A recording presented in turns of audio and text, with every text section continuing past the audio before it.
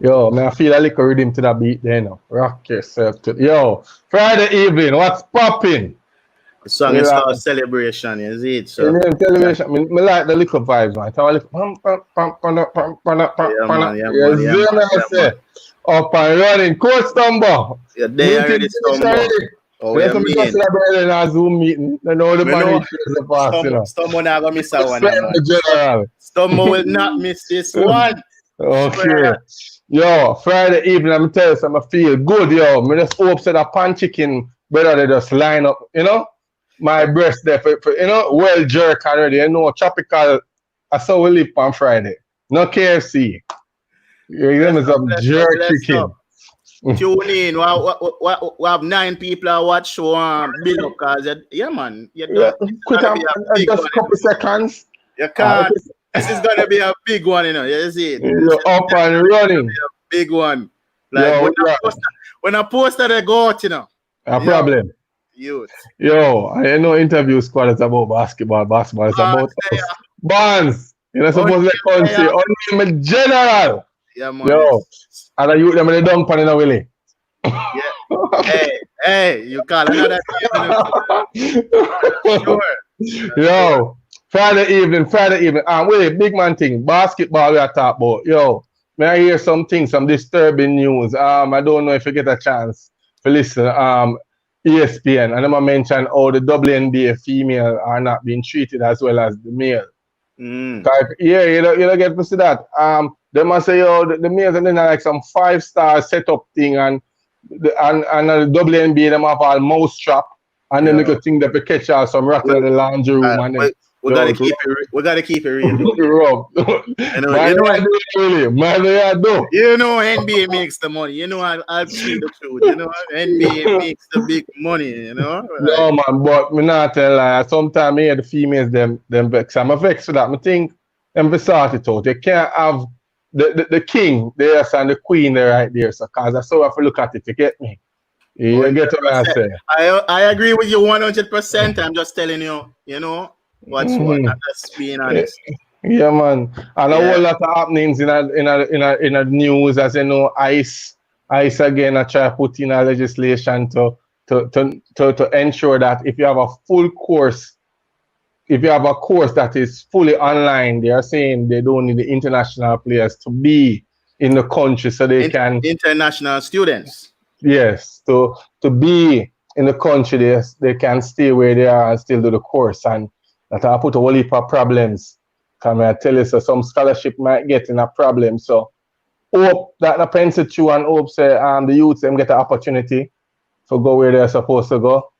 Who that? Yo, one of our viewers, you know, just said no. You know really? Yo, this is a beer pressure. I'm good with this, Samsung. All right. Before big up yourself, Damian. Yeah, me know you got check in. Me know you got general. Your man there, yo. I wonder which internet you might use, Flow or Digi. It no matter as long as him stay connected. You get what I say? Anyway, let's get it rolling. No glitch for real. All right. As you know for a fact that we have something called 5 minutes rules where FIBA in 5. FIBA in 5, yeah. Where we have Referee Abdul come and educate us about the rules of the game, which are said to be in articles. So, Abdul, welcome. Good afternoon, gentlemen. Afternoon. Viewers. Before we start today, I'm going to ask again all persons that are interested in basketball, everybody, players, coaches, fans. The CBC training that is going online can benefit all persons. So far, I can tell you that persons have not been expressing any interest in learning how the game is played. And I'll tell you, if you understand the rules of basketball, you'll be able to manipulate the rules itself in order for you to get an advantage. All right. Before you're going further, Abdul, I'm really upset to hear that. To know that education is key and they are getting knowledge right here and persons are not participating. Listen carefully, your coaches, you have to do better, you know. You can't say they know everything and can check in, know the rules. Because you guys see when I go scream and shout and say they never know about this and that. And they know these things. So maybe I have to load them up. I don't want to be biased, supposed to come. but I've seen a few coaches, get thrown out because they don't know the rules. I understand the rules. So we don't want to see that anymore. So I'm begging you, coaches. Feedback after summer, man. Just support it and check in. Even 30 minutes, 20 minutes. You get me, at least you learn something. Go ahead, Abdul. I just want to say to all parties in basketball, I want to remind the coaches likewise that there was a particular final that was played, and one team got 8 free throws within 35 seconds, lost the game by 2 points, and they only scored 1 out of the 8 free throws. And at the end of the day, it was the referees that was blamed for the loss of that game. I'm saying that it cannot be a situation where it's the referees. As coaches and as persons that are affiliated with basketball, we need to have the information as it relates to how basketball is played. Have the information and go out there and concentrate on what we're supposed to be doing and not concentrate on what the referees are doing. Because it is easy to blame the referees at the end of the day. But if you do not have the information, then you should not be blaming the referees. All right, Abdul, I have a quick question for you before you move on. Keisha wants to know if there's a refresher course for table officials. Within the CBC training, they would be getting refresher course likewise. And now that Keisha has mentioned that, FIBA now will be doing their certification for table officials separate and apart from certification for referees. So that is something that will be coming on stream very, very soon. All right, good. All right, Keisha, you get that. Big up yourself. Abdul, hold on. We'll say something from the general. We'll have the general. Abdul, I'm hoping that you guys put something in place where the referees be on time for the game. Yeah. Michael Minter pressure early. But let's not get into that is something that we're working on. And I'm saying that right now the referees are retooling. So the fact that we're retooling, it means that we are preparing ourselves to come out full force when the time comes. All right, good. So what should I show first, Abdul? The video or the article? We're gonna look at the article first. All right. We're looking at Article 30 today, which is ball return to the backcourt. And we just call it in Jamaican a backcourt violation. It is Article 30. It's a fairly small article. All right. One of the things about this article now, it speaks about team control. Let's just read the article. A team is in control of a live ball in his front court when a player of that team is touching his front court with both feet while holding, catching, or dribbling the ball in his front court, or the ball is passed between the players at that team in his front court. That is simple and straightforward. Article 2.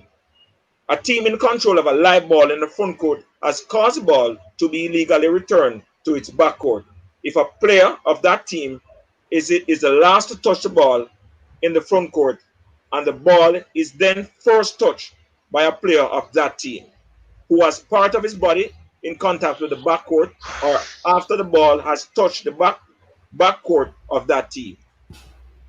This restriction applies to all situations in a team's front court, including throw-ins.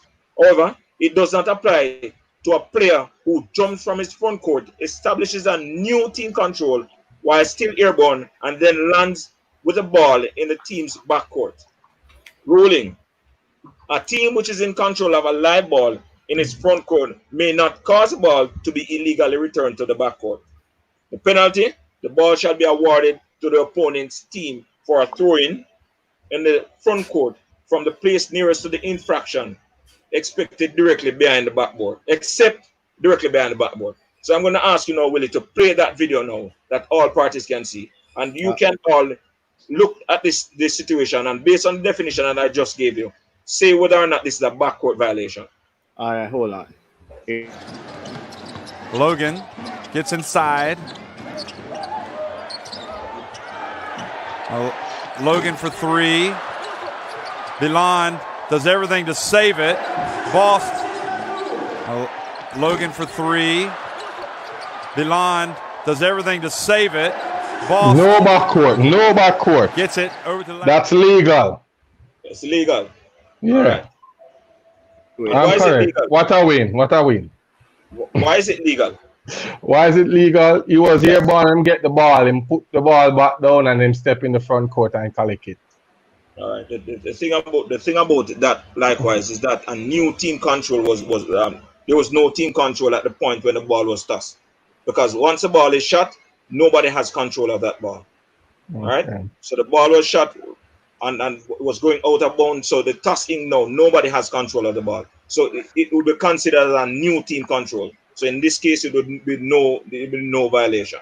And these are the technicalities of the game that I'd love for all the coaches and all the players to understand in order for us to play the game and play it seamlessly. My question to you, Abdul, what a win?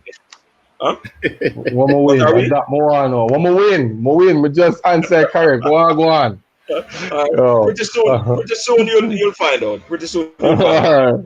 All right. Big up yourself, Abdul. That's through FIBA rules in 5. Respect, Abdul. Respect. Thanks for educating the basketball fraternity if them no fun. All right. It's my pleasure. It's my pleasure and my duty. Okay. Give thanks. All right, before we move on too fast, so I welcome the new viewers. Big up yourself. And we have Emil Johnson. Yo, I'm telling a friend them for join up to no man. Yo, I want to know, man. Can't miss this one. You don't want it. You do not want to miss this one. Subscribe. Yeah. I said no. Yeah, do the introduction for me now, please. No, listen carefully now, Willard. This guest, I don't think him need an introduction, The mere fact that we put up the poster, and I don't know about you, but my phone has been ringing until about 5 minutes ago when I'm coming online. Someone that know the game, someone who have been a part of Jamaica culture, who have come down here to support and to motivate, to mentor, to give opportunity, and also somebody who's not afraid to speak in mind. And we see that all the time on the media. So with this guest, winning captain. Yo, without any further delay, Stephen Johnston. Afternoon. Evening here. How you guys doing? We're good. Welcome. Thank you very much, man. I don't usually like to. I mean, it is what it is. I'm just happy to be here. Let's just say that. Yes, most definitely. All right. We'd like to start off by just asking our guests 2 questions. Quick, give me 2 words best describe you, Stephen. Honest and passionate. Passionate and honest. Yeah, good words. Before we get into the questions, then, Stephen, how is your day? Relax. How is your day? How is everything? Everything is all right. I mean, you know what? It's opening back up. Yeah. And you got to understand, I'm born and raised in New York, right? Yeah. Basketball courts literally every blocks, like there's parks everywhere. They took the hoops off the rims, off the backboard. Whoa. Nobody could play no basketball for 4 months. They took the hoops off the backboards. Couldn't go far. So that seems like a nightmare. Seems like a nightmare. And they have no plans to put in them up for now. Yeah. Now they're starting to this week. They just started back this week. But if things start getting a little hectic, they're going to take the rims off again. Hopefully, people, I don't know how you social distance on a basketball court, but hopefully the numbers won't go up. Okay. As you just hear, Willard, Stephen mentioned that he's born and raised in New York, right? Where he played basketball. So, how were you introduced? When were you introduced to Jamaica basketball? Okay, so I went to University of Bridgeport, which is a Division II school in Connecticut, and one of my teammates, whose name is Sean Morgan, is Jamaican. Sean's from Mandeville, Manchester, and he told me about the national team. I knew nothing about it. Now he knew. My father is Jamaican. My mother's American. My father's Jamaican. My father's from Santa Cruz, St. Elizabeth, and one of the interesting parts about being from there is that when I would visit, I'm from New York. Like I said, there's hoops everywhere. I would go to Santa Cruz, I couldn't even find a basketball court. There was a court, I think, at the local school, but it was really, really bad. It's stats. But other than that, there were no basketball courts. So I would be there for 2 weeks in Jamaica, literally just making my way, trying to find something to keep myself busy. And obviously, Jamaica's a great place, so I kept busy, but no basketball. And Sean told me about the national team. So, I went for the workout, and there at the workout, I met Amal and Nati. I think Philip Pyle was the president at the time. I met the Godfather, Michael Minto, who was, my brother. I mean, inspiration for a lot of the things that I do in Jamaica. And I made the team. And as they put the team together, this was a great team, by the way. You put the team together. You had Andrew Kennedy. You had Michael Henderson, who played in NBA for a short period. You had Ramil Robinson. You had Minto, Ricky Parks. There was a Big Dave from Texas. I mean, we had a really, really good team. And we won. We played in Trinidad, and we won on the road in Trinidad. And also, I want to mention, Johnny Williams was a part of that team, too. He was a young fella, but he was a part of that team. And after that, we went to a couple more tournaments. Now, the interesting thing also is that, and I'll be first to tell you, I wasn't the best. I was far from the best player on that team. But I was honored to be selected as a co-captain. I mean, I didn't know nothing about Jamaica basketball. I just played hard, challenged my teammates, I challenged my opponents, and I was honored with all that talent there. I was named as a co-captain, which was an honor for me. I'll be honest with you personally. That was very much an honor to be named co-captain of the national team. So, I played various years with the national team. We went to Belize, we went to USVI, we went to Honduras one year. And, we performed pretty well there. But every year we would come to Jamaica and we would train against some of the local players. But one of the things I never really saw when I look back is I never saw young people playing. I remember Roger Marshall, who was on my team in Trinidad, Balfour. I remember Rohan Robinson, the legend, Rohan Robinson. I used to call him John Starks. That was my nickname for Rohan. Because he Rohan put the ball up. He don't hesitate with the guy. So I nicknamed him Starks. I'm a Knicks fan. And, some of the local guys, we played against them. And again, like I said before, I never saw any young people playing. And I wasn't there to really look at young talent. I was just there to play. But I always recognized there was a lot of physical talent from players that were in Jamaica. So after my national team career ended, I had played overseas too. I played in the Philippines. I played in Australia. And that's an interesting story too. I can tell you about that. And after the national team, I stopped playing. Minto was like, Steve, we're gonna go do a camp. And that's how I got into Star Search and stuff like that. Oh, okay. Wow. Got into Minto for start. You mentioned that Sean Morgan introduced you to the whole Jamaica national program and then Minto to Star Search. But Puzzle Willie, I hear him say something about Rowan Robinson, John Starks. No.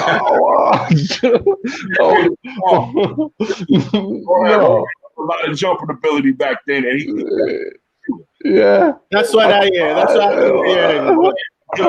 Jorge used to get up a little bit, and he shoot. He definitely didn't hesitate. Roger Marshall was a good all-around guard, good athlete. Yeah. Tough. He was tough. Roger Marshall was tough. Whoa, cool. All right.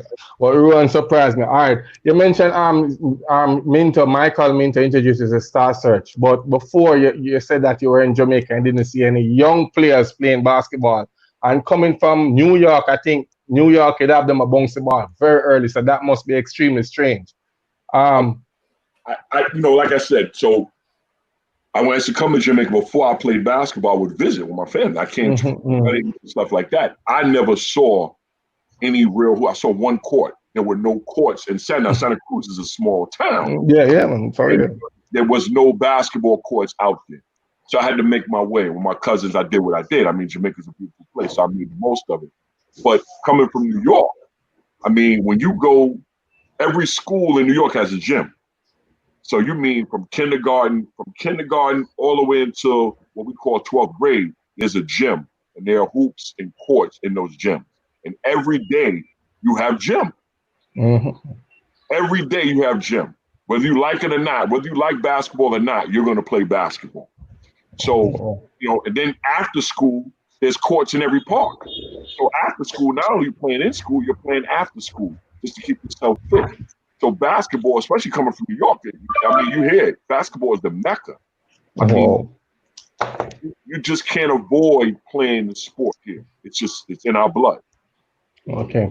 All right. So being Coach Johnson, Mr. Johnson, being introduced to Star Search and the first time walking in that gym or where Star Search is being held, what was your, if you can recall, what was your first impression seeing these young players up and about and doing everything? What came to mind instantly?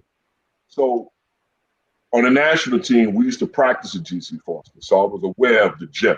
We would practice there from time to time because it was really the main indoor place. It was so hot we couldn't practice outside, so we would practice there. So I was familiar with GC Foster. But when Minto said to me, "Steve, I'm going down to participate in the camp," let me just say something. I had heard about Star Search previously from Kimani Friend. His mother and him were I think they were the ones that created the Star Search concept, and I know it was at Knox College because Kimani is one of my first, I would call mentors, young people that I mentored because Kimani was in Nebraska. I visited him in Nebraska. I was out there for business. I visited him in Nebraska. We hung out, and he was telling me about the camp that his mother and he were doing down in Jamaica. So I'd kind of known about it, and the mentor was like, "Listen, I'm going back. We're going to participate in the camp." And so when I went down, I don't remember there being more than 40 or 50 players. But the physical talent there was like, for me, I'm looking around and I'm like, man, I'm looking at Jason Francis. You remember Shrek? Remember Shrek? You guys remember Jason Francis, Shrek? Yeah, I remember the name. I've heard the name, but I've never met the person, but I've heard the name. Yeah, when he went to the University of Rhode Island, he was a monster. It's like Shaq, just a monster. I mean, it was, Samardo was there. Jerome was there. Mike Rogers from St. George's. I mean, Ricardo Aleman. Man, there were so many guys. Like a Giant was there, I think.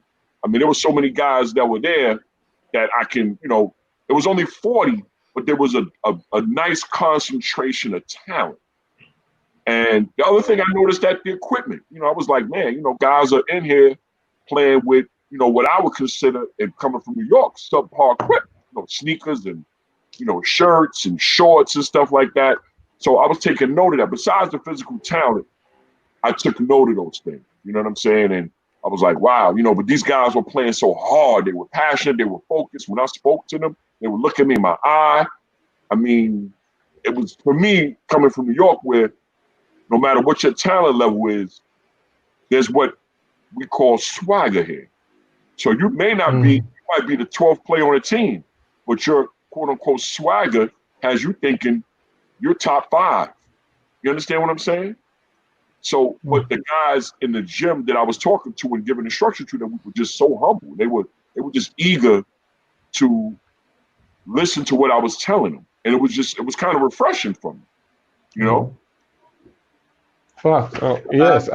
For the viewers, we just heard a history lesson. I did not know that Kimani Friend and his mother started Star Search. So thanks for sharing that. I had no idea, to be honest. Initiated. I'm going to tell you something. I'm going to give Kimani and Johnny a lot of credit because they were 2 young guys. Johnny, I told you, I met Johnny in '94. He was on the first Caricon team I played on. He didn't play much. He didn't get no playing time.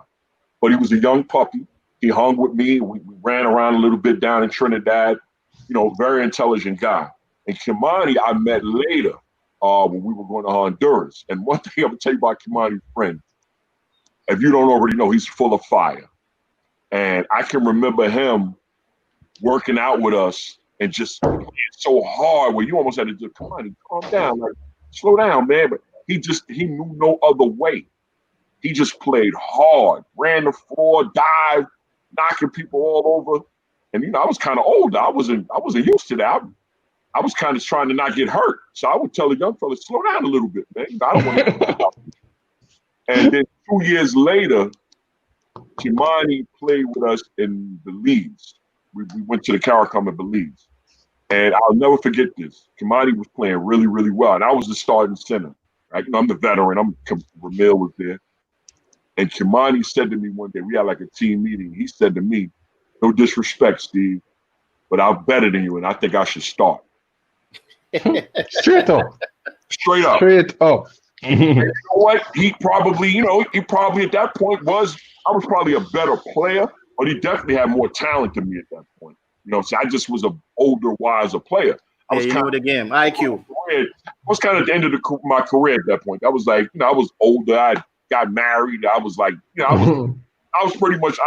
Literally settled down. His confidence and his drive was unmatched for somebody, and we kept up after that. He and I, we kept up, and when he went to Nebraska, I mentioned him through the draft.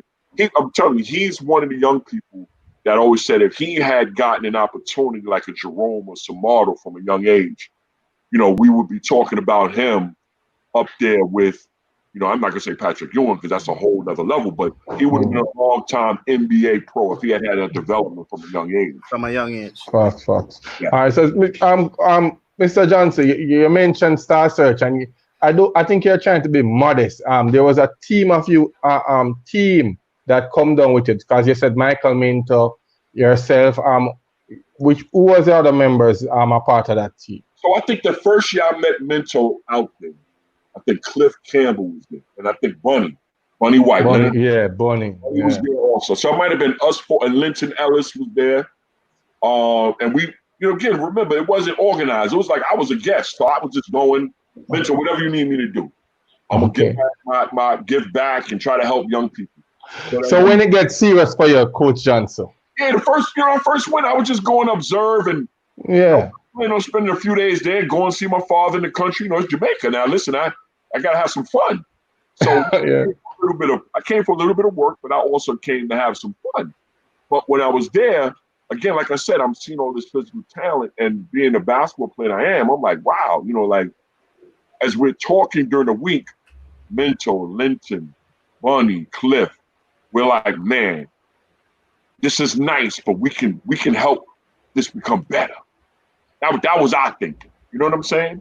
Yeah. And from that, fellas, we solicited Gary Henry. We solicited Andrew Kennedy. We started reaching out to guys that we felt could be a part of our team. And we also reached out to Michael Kennedy. Michael Kennedy was doing some stuff at the time. And we put feelers out there to some guys that we felt could work, that we could all work together and help pool our resources to help improve on the product that we had seen the year before. Now, as I'm doing this now, and I want to be clear with you, I saw the Samardos, Jeromes, and Mike Rogers, and these guys you don't even know of that I helped, Tagana Kane and Huntley Pennock. These are guys that are not big names. They weren't great players. They were just young, physical, talented guys that were eager for an opportunity. Tagana Kane is on watching, so. Tagana, that's one of my. Tagana is one of the favorites of my wife, because I want to share with you, when these guys came over, they spent a lot of time with my family too. They weren't guys I just shipped off to wherever and didn't see them anymore. These guys were family to me. That being said, so as we're preparing for next year's camp, I'm also trying to help these guys find schools. And you put something on the poster that said recruiting agent. And guys, I called you and I said, listen, I'm not a recruiter. Yeah. I knew nothing about helping kids get to school or anything at that time. I had no real connection. I had some friends, but I really had no connections. And I just started reaching out. Well, I got these kids. I want to help them. I had no video. I had a few pictures. And off the strength of some of my relationships, guys were like, okay, Steve, I'll take them. I'll take the kid. Jerome, Mike, Tagana, Huntley went to Redemption, which was a mistake. It was a mistake in some ways, but they did get their opportunity. And Samardo went to a school in Long Island called I Save You America. And Minto was helping a few guys. I know Jason went to junior college, and he helped a few guys also during that first camp. Ricardo Alleman, we helped him go to school from there. And we helped maybe 8 to 10 kids that first camp get opportunities out of like 40 or 50. Oh. About 10 kids at minimum maybe got opportunities from that first camp. And we didn't even know what we were doing at that point. You know what I'm saying? We were just eager to help any kid we could. And sometimes, with that being said, sometimes things are misinterpreted. So we're glad that you're on the show because you mentioned some big names. As I said, we're about basketball and basketball is about us. So we have to ask, we are going to put in a little hot seat now because we just want to get things out there. When we did the poster, we posted all over the fraternity. And in a specific group, a giant in the basketball industry who would be around before us mentioned that Stephen Johnston, I want to quote exactly, in a group someone from the basketball fraternity mentioned that Stephen Johnston came to sell Jamaican players. And I'm like, whoa. With that comment, and Percy's not seeing the goodness that you mentioned about just helping these kids, how would you address a situation with that statement being said? I think, the first thing is I'm offended by that. That's the first thing. The other thing is, do you remember Jerome Jordan? Do you guys remember him when he was younger? Yeah, man, from JC. Yeah, but as a player, I really had no video. There were people in Jamaica asking me, why am I helping? Really? Yeah. Like, Jerome was not really one of those top players for real. Yeah. Now the other thing is, and this is the interesting, and I do want to say that, that's a perception. It's the wrong perception. I mean, there's a lot of guys that have been helping guys in Jamaica. Why am I the one selling guys? Because my guys, nobody paid them attention. They came here. I helped them with some resources, and they went off and became professionals. And the other thing is, like, Mr. Mentor would say this. This is what Mr. Mentor would say. What talent am I selling?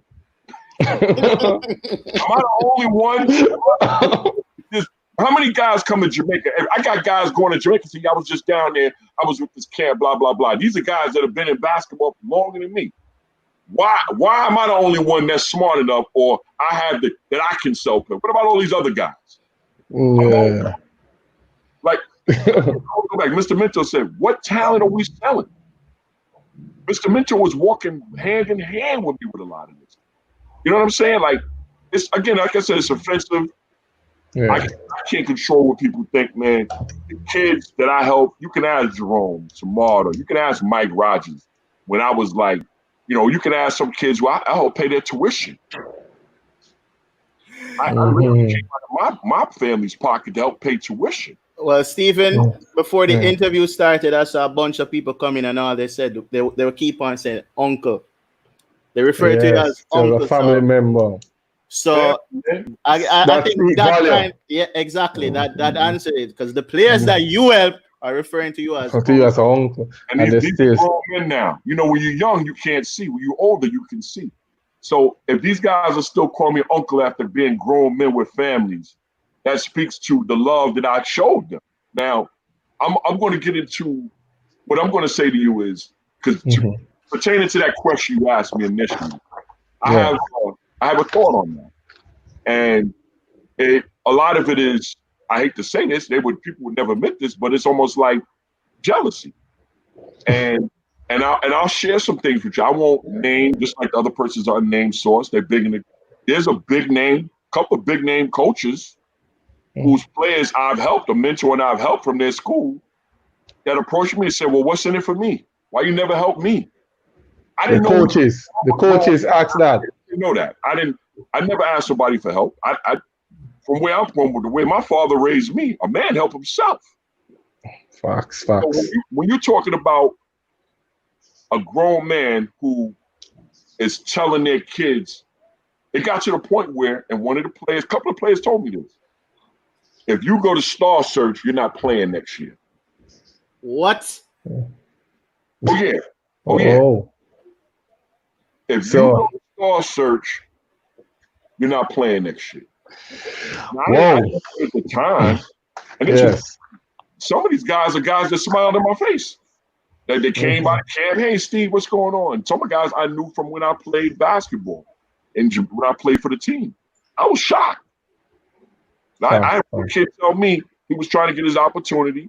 I was helping him. Coach told him, if you deal with him, don't come back to me. Okay, cool. I see Damon Sullivan is just mentioned big supporter of the Central basketball. So he's showing some love right there. Sully's one of my guys. Okay, cool. All right. In regards to the Star Search, because we're still on Star Search. What I want to know, Star Search is supposed to, bill you, right? Like, help you with your skill and all of that. So why wouldn't they want the players to come to Star Search? Like, I don't understand that part. Well, when you taking top players from the program, they can't win All Island. Some people in hoisting that trophy at the end of the year and seeing that player going to a free education in the United States because it's more a glory for them. That's the way I see it. That's the only thing I can think of. Some coaches told me, no, wait till next year. These opportunities are very, very scarce. There may not be a next year. He'll be ready next year. I'm going to get him ready for you next year. And when the opportunity comes, I got to snatch it because like I said before, no disrespect. There's a lot of physical talent in Jamaica, but skill-wise, the kids are lacking. And we can get into that, my thoughts on that later on. I wanted to jump in it because that was leading into my next question to you, to say, as someone who have visited the country year after year doing Star Search, what are some of the positive things that you saw and what are some of the negative things that you observe when it comes on to development of our players? Well, the one thing I would like to say is during Star Search, guys got better during the week.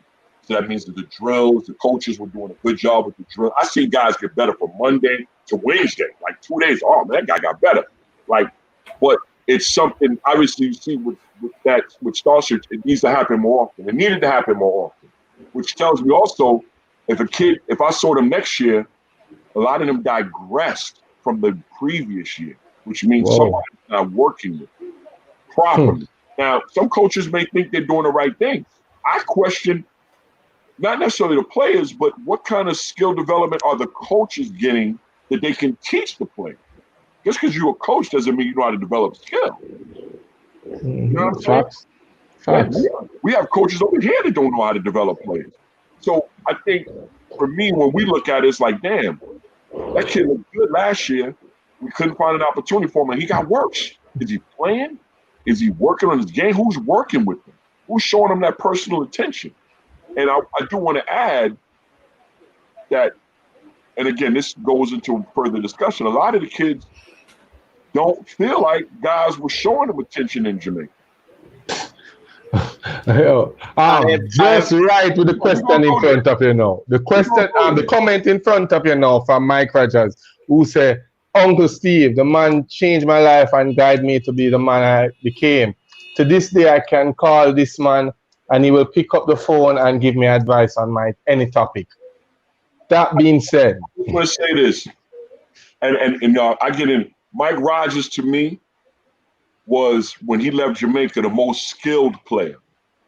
He wasn't. He didn't become the best player because you got Jerome and Samardo and Kofi and Romaro. These guys are going to be NBA pros. And some guys, Jordan Kelly. These guys are really, really good.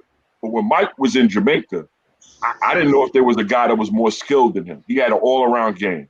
Athletic, he saw the floor, he's tough, and he had a great career at a very good school, Valparaiso. By the way, I just want to say, I got $1.5 million for Mike to go to Redemption Christian Academy. So for all the people that feel like I got paid, I did. I got paid for Mike. Straight up. As I said before, Stephen just start the things then. Mike, US dollars, man. Yeah, Mike was here a 2 years ago, and yeah, he was the arguably the best player in the NBL and back then. So big up Mike. I kept all of the money too. I kept 1.5. As a matter of fact, you get paid. Call up Christian Academy because he spent 2 years there, and 1 year they didn't even have a basketball team. So that's how rich they were. Okay. All right, then. With that being said, which is a fact, Stephen just started things, and we're glad that you're on set with us, Stephen. To dive into our next question regarding players overall. You talk about seeing the talent, and you're saying, I can get this person an opportunity. I think some persons believe that is an easy thing to do, as you just see, Michael just mentioned about you being approachable and available at all times to talk to him, to guide him through. Walk us through that process of when you get a player over there, the work that they need to put in, and how difficult it is at times. So the first thing, I do want to go into the personal aspect. When I see a player that I feel I can help, first thing I do is I approach them. But the next thing I do is I want to speak to their parents. I need to speak to their parents, because if I'm offered this opportunity, the parents have to. And a lot of times the parents aren't fully understanding of it, but they understand the opportunity for their child. But the other thing is I'm a parent, and I'm asking a parent to say, listen, you're going to send your child a couple of thousand miles away to an opportunity, and they've never been in the country. And I'm going to do my best to make sure that kid does the best that they can do and survive. So I have to do that first. That's the first thing I do. I want to reach out to the parent. Now, when I see the kid, I don't necessarily have a school in mind right away. I don't have like 5 scholarships that I can just give to the kid. I have to see the young person, then I look at them, I watch them, I look at their drive, I look at their athleticism, I look at the way they're interacting with their coaches, with their teammates, because I can't, remember, these opportunities are very, very scarce. I can't bring up a young person that's not going to work hard, that's not going to be a good person, because that makes it worse for every young person coming out. I can't come back to that school. If I bring up a player and he's not working hard, he's disrespectful to the community, disrespectful to his coach, and not doing what he's told, that school is not going to take another Jamaican. They're not going to trust my word. So I do the most research. Like I ask the coaches, what about this kid? What do you think? What's your thoughts? Because they live there with us. I trust the coaches that I deal with down there to give me some background. I lecture the young person. Listen, you come up here, I give them some guidance. Now I have to go and find an opportunity. So I call my friends, and I want to let you guys know, because I grew up in New York. There's a ton of guys that play ball that went to college. And now a lot of these guys I played with in high school and college, they're now college coaches. I got friends at 6 Big East schools that I play ball against. I know them from when we were young. I played with them. So if I get them a call, they're going to pick up. I mean, I'm going to be real with you. The reason Kofi's in Illinois is because Orlando Antigua is from the Bronx, New York. Orlando played for the Dominican Republic national team. So when we would see them during CARICOM, we could always talk because we knew the same people. So when he came recruiting Kofi, it wasn't just some coach saying, hey, Steve, I'm going to help Kofi be the best player. Nah, Steve, you know me. You know my family. You know my brother. This is what I'm going to do to help Kofi be the best player he can be. Steve, I coached at Kentucky with DeMarcus Cousins, John Wall, blah, blah, blah. So I have a track record. For me, at that point, it's a no-brainer. Now it's about convincing Kofi, this guy, we can trust him because he trusts my word. Now he goes to Illinois. We didn't make Kofi do anything. Kofi made his own decision. And you talk about Patrick Ewing calling. You talk about Danny Hurley calling at UConn. Mm-hmm. He looked at it. He listened to our guidance. He made the decision. Big Ten Freshman of the Year. Facts. All right. This is what I love, man. We're learning things that we didn't know. Nobody knew. Yo. I'm seeing in the chat. I'm seeing, no question. I'm seeing over like 9 people already that basically I'm assuming these are people that Mr. Stephen Johnston helped to get scholarships. So they're all just in the chat. Yes. My name means something to me here and also in Jamaica. My father, rest in peace, he died a couple years ago, but that Johnston name means something in Santa Cruz, St. Elizabeth. You know what I'm saying? So I can't help a young person from Jamaica and do the wrong because that reflects poorly on my family there. And here I have a name I have to represent. So, you guys have a community in Jamaica. I just named some names. You're like, wow, Rohan this. These are guys I knew from. You guys will probably know them longer. Same here in New York. There's a community. And a lot of these guys are professional coaches and college coaches, the high school coaches that I've known for 30 years. So I can call them, they'll pick up for me. Now I just got to hope that I got a player that's going to meet their standards. Yeah, you mentioned that you talked to the parents first before anything, and I remember reading that I think with Samardo Samuels, you had to agree to like be his legal guardian. Jackie said she was scared to let her boy go. Which, listen, I have a 12-year-old and a 20-year-old. I don't know. That's a tough decision to let your baby go. Samardo was 14, 15 at the time. I mean, 14. That's a tough decision. Yeah, that's a tough decision. So I had to literally convince her. I came back down to Jamaica with my wife and my family and sat with her in my uncle's house in Santa Cruz. I had to let her know that I'm going to take care of your boy. And he lived with me. He came and lived with me. And no disrespect, it's hard enough raising your own teenagers. You imagine raising somebody else's teenager? Johnson and Willard, being honest. Is it freezing up? All right. Yeah, Willard, being honest, I've made a phone call to Mr. Remeke earlier today, and I was talking to Mr. Remeke, and trust me, there's a lot of bad persons might say, but when it come on to the good, they cannot hide. Mr. Remeke talk about JBD, how you guys brought equipment, you assist a lot, bring down coaches. We're here and we heard you talk about players, and trust me, players are even in the chat mentioning that you're uncle to them and this and that. As Johnson mentioned earlier, Willard, he cannot control what person say about him, but you cannot hide the good that you do also. And we have to really big him up for that, because majority of our guests, Jerome, the Samardo, and names as always is affiliated with Johnson some way, somehow. Mike Rogers on the chat now. So it's a lot of good. Yes, a bad can be said, but a lot of good behind it. Yeah, but that doesn't really pan out now, because, as I say, he's helping these. Everyone look, even all right.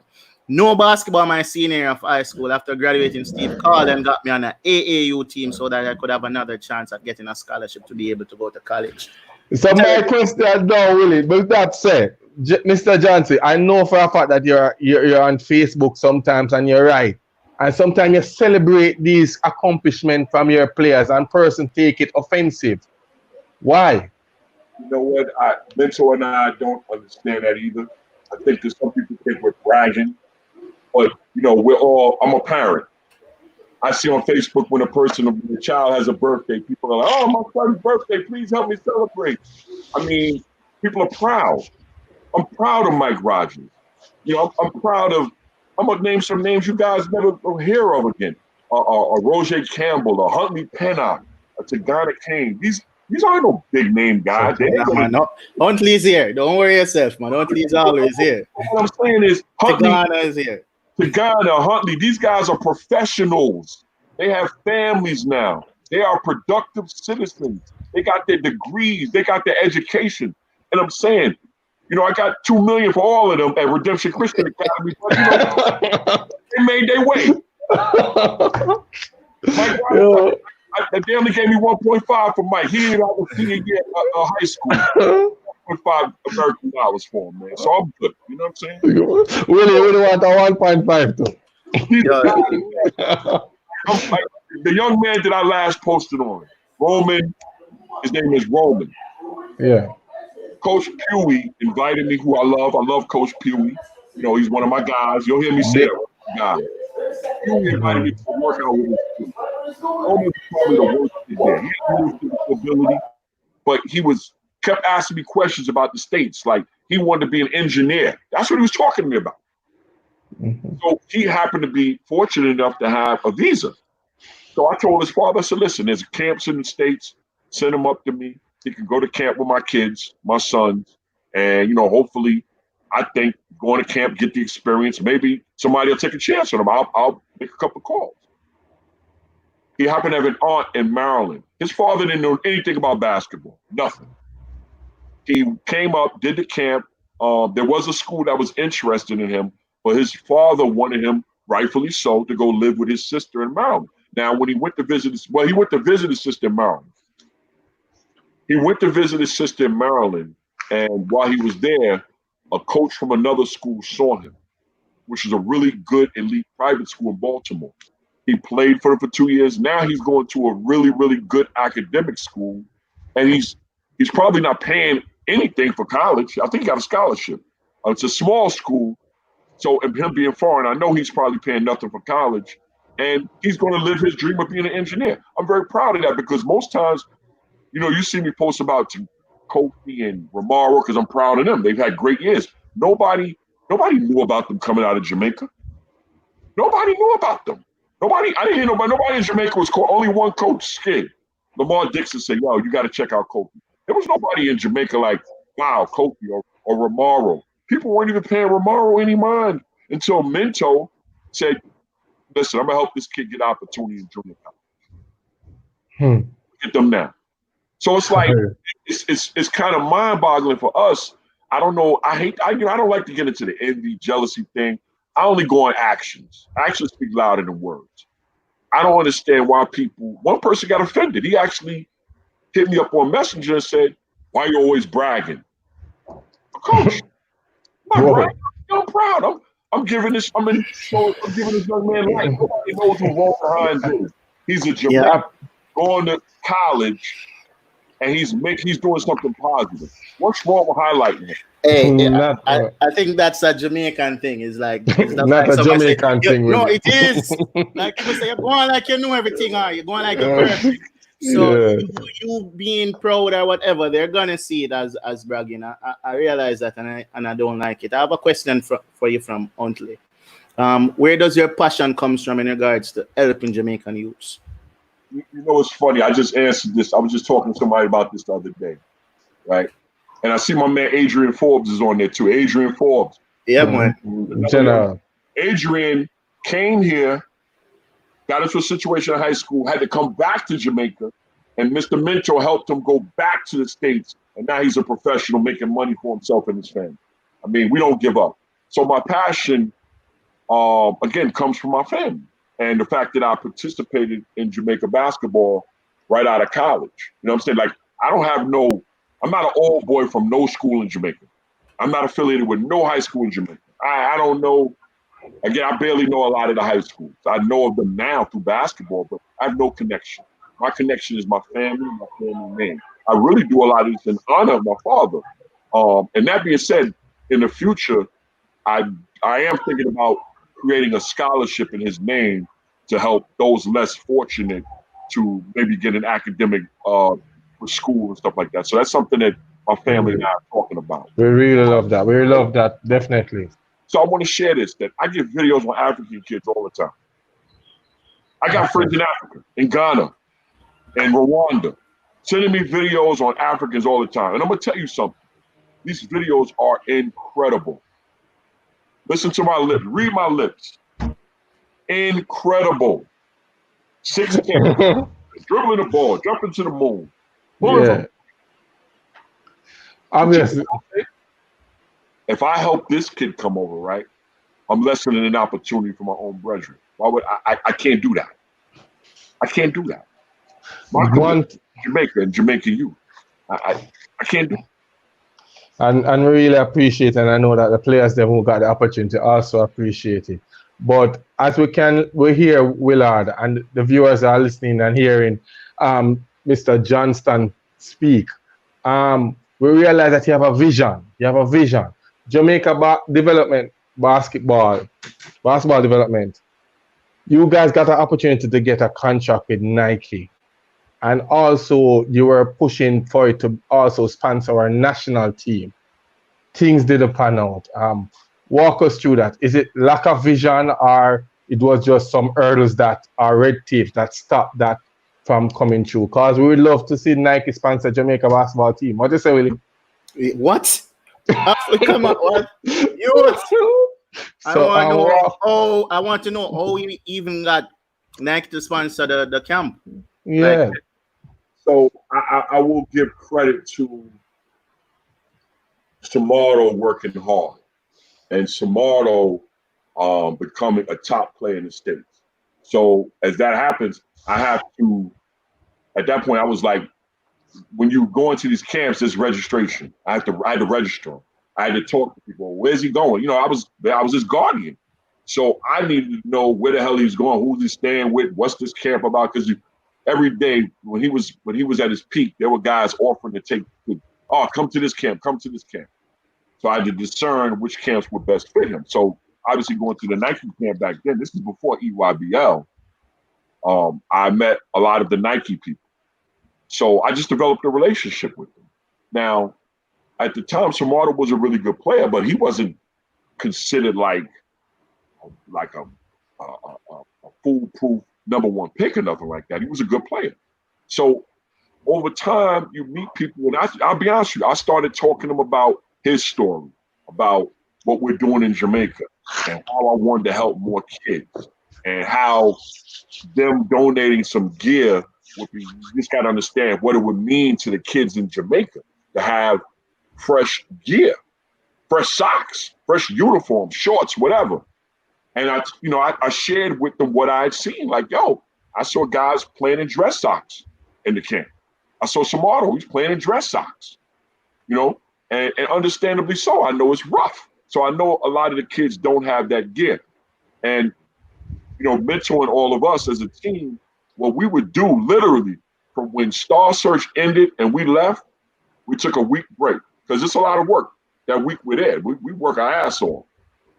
We started begging, and I hate to say it, really begging and asking people to donate whatever they had. My friends, my personal friends, my college friends, whoever. So as I'm developing these relationships, I'm showing them like, yo, listen, I'm showing them pictures like, yo, this is what my guys are wearing, man. Help me out. So it's interesting because the first year, there's a man by the name of Kevin Eastman. Google his name. He's an executive with the LA Clippers now. Great, really nice man. He was the grassroots Nike guy at the time. I said, Kevin, it would really help what I'm doing in Jamaica if you could just give me a little bit of your gear. I remember, I think he gave us 40 tops, shorts, maybe 40 pairs of socks, which ain't enough, but this was the first year. It wasn't enough, but I was happy to get whatever because we combined that with whatever else we were bringing down. So the next year, Kevin actually went to work for the Boston Celtics, and he still works with Doc Rivers now. Like he's an NBA coach. This guy is big time. A good guy, great guy. I tried to invite him down to come to the camp, didn't work with his schedule. So he did send us some stuff. So the next year, he left that position, which is the Celtics. The next person, he said, Steve, I'm going to introduce you to the person replacing me, which was Jeff Rogers, Nike marketing guy, head of grassroots basketball. I told him, I said, listen, there's nothing more grassroots than Jamaica, man. Like, I said, Jamaica's the dirt. Grassroots. If I dirt, I dirt. Exactly. So that was kind of our pitch. He's a younger guy. So he was around he appealed. He and I, we connected a little bit. Kevin Eastman is the older man, maybe 15 years older than me. But Jeff and I connected. White guy too. We connected. And I was like, yo, Jeff, man, you just don't know what it would do if you. And I kept working on him during the year. And I would see him periodically. Go out to dinner. He always treated. He has a Nike budget. He always treated. So we just got into a relationship. Now, so he says to me, Steve, all right, just let me know what you want. So I knew I'd gotten 40 pieces of everything like the year before. So I called Minto. I said, Minto. And Gary Henry, I said, yo, listen, he told me to put a proposal together. So what I did was, meet myself, Minto, and Gary Henry, who was a great president for us. Gary became president of JBD and was a great leader. And we put a contract together. And at first it was like 75 of this, 100 of this. I said, yo, check this out. You know what we're going to do? We're going to ask for 200 or 400 socks, 200 this. We're going to ask for the moon and hope for the stars. And God bless Jeff. He gave us the moon. Oh. And he gave us 3 years. 3-year contract. And when I tell you, man, you're talking about, like at that point, I'm talking to him about the national team because in my mind, one of the reasons why we did this, and I'm gonna be honest with you, participating in Star Search started helping kids come better. because we knew that if they came over here and developed younger, they would become better, right? But the other thing was, when I played on the national team, guys, the complaint was the team was all foreign. Oh, they're all foreign. The whole team is foreign. So now, if we develop guys from Jamaica, they can come back and represent the program. So we were thinking about the national program. We wanted guys to get better to come back and play for the national program. So I'm working on the sponsorship here. That's a little trickier. Because the other thing is, I'm going to be honest with you. The first question they asked was, who's handling it? Is it going to really get there? I'm not going to say those questions were offensive. I think they had to be careful. Yeah. I didn't take it no way, really. I look back and I understand it. Maybe initially I was like, well, why didn't they send it? I'm gonna make sure it's there. But I can understand that because I think that they with Africa in the past and they got burned. So I had to always send pictures back to them showing the kids in the gear. And that's why sometimes I post those pictures, because obviously it's memories. But they did. They gave us a 3-year contract. Now I'm gonna tell you something. At the end of the 3 years, they got a new grassroots person. You may know this name. I'm gonna laugh because he was a great guy. His name was Merle Cole. You know that name? Merle Cole. Merle Cole just got sentenced to jail for the Adidas scandal. He was the guy that was working with Adidas with that whole college basketball scandal. But Merle was a really good guy. But I'm gonna tell you what he did. He said, Steve, I'm gonna be honest with you. Our budget can't afford it. This is about $75,000 US in Nike gear. One jersey, one jersey, we had like 200. One jersey is for $20, like easy. And we had like 400 pairs of dry fit socks, ankle wristbands, ankle brand. We had all kinds of bags. Then on top of that, the sneakers they get. We had like $75,000 to $100,000 worth of gear each year to give to the kids. So the last year, he said, Steve, we can't afford that no more. The budget has changed. I'm new in charge. I got to watch it. But this is what he said to me. He said, Steve, I'm going to go in the warehouse in Oregon, and I'm going to give you everything I can. And guys, I forgot what year that was. And Minto is like the Nike guy, right? Well, he's not the Nike guy. Minto is the guy. Minto was an esteemed employee of FedEx. He retired. But Minto gets all the gear and sends it to Jamaica. This guy sent so many boxes of sneakers, guys. Minto called me and said, Steve, I have no more room in my house. Please, come and get these sneakers. So, never know me, man. He sent boxes to Gary Henry. And I'm not talking about Air Force One. I'm talking about Kobe's, LeBron's, Mamba. I mean, all kinds of. I had box sneakers here. I couldn't get rid of them. We sent everything we could down to Jamaica. And the rest I just gave out to the guys here. You know what I'm saying? The guys that were already here. You know? Should I know you a long time, man. Jano. So it wasn't like this. Let me ask you a question. Yeah. If money to be made off players in Jamaica, don't you think that the sneaker companies would be running down there sponsoring Jamaica basketball? Facts. Yes. Wouldn't that make business sense? Yes, yeah, of course. Who the hell am I selling to the United States? I don't know. All right. Maybe. I think it's the issue that they don't know. But listen, they don't know why you're doing it. Then they don't. Why are you helping these kids? You must be in it. Wrong way, right? I'm from New York, so I deal with street hustlers all the time. But there's no smarter. Gotti's are real slick with it. So what I'm saying is, if there was money to be made off of these players, wouldn't the coach from Jamaica have discovered that already? True. As hard as it is in Jamaica. Yeah. I guess I want to know why are you doing this? You must be making money. Why are you coming down? You giving them Nike sponsor, all of these stuff. You must be making money. I think that's the mentality behind it. I don't know. And Willard, I think about it. What we need to ask Johnson. I think we're asking the wrong thing, asking Stephen, because what person is doing with it? They are seeing the progress, and they're never. I don't want to use the word envy. However, they don't ask him how him get or him deal with it. And that is a thing that we have a trouble down here with Johnston in regards to marketing. You mentioned how you approach and you write your proposal and give it to Nike. Why is it Jamaica on a whole, and I think you didn't touch with the national team, or we didn't get a chance to get that sponsor, but what do you think we need to do for companies such as Nike, Adidas, is welcome to come down here and sponsor something down here? What we're not doing in regards to marketing? I think there's a perception coming from the States that they can't trust people down there in Jamaica. Oh. Jamaica, other countries too, not just Jamaica. Yeah. Too. Jamaica, is technically a third world country. And when this is something Patrick Ewing didn't say this to me, but he said it to somebody I know. Like, who does he deal with in Jamaica? Like, who would he deal with to bring resources to the table? I mean, I'm not here to talk about Java. I'm not. Yeah. You guys live and work with Java every day. I think some of the things they're struggling with speaks for itself. You know what I'm saying? Like, nobody's going to come in and save Jamaica basketball. Jamaica basketball got to save itself. We're not doing our part.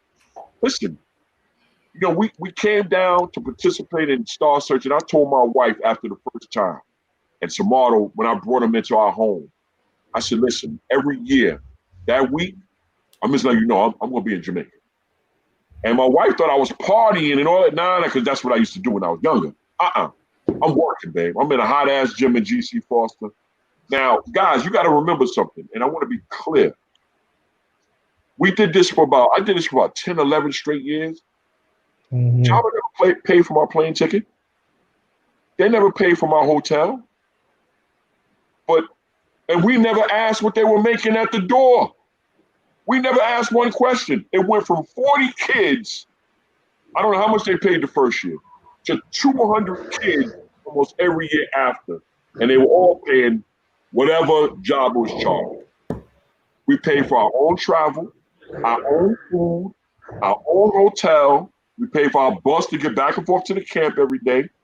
And no disrespect, I don't remember us getting a dinner from anybody.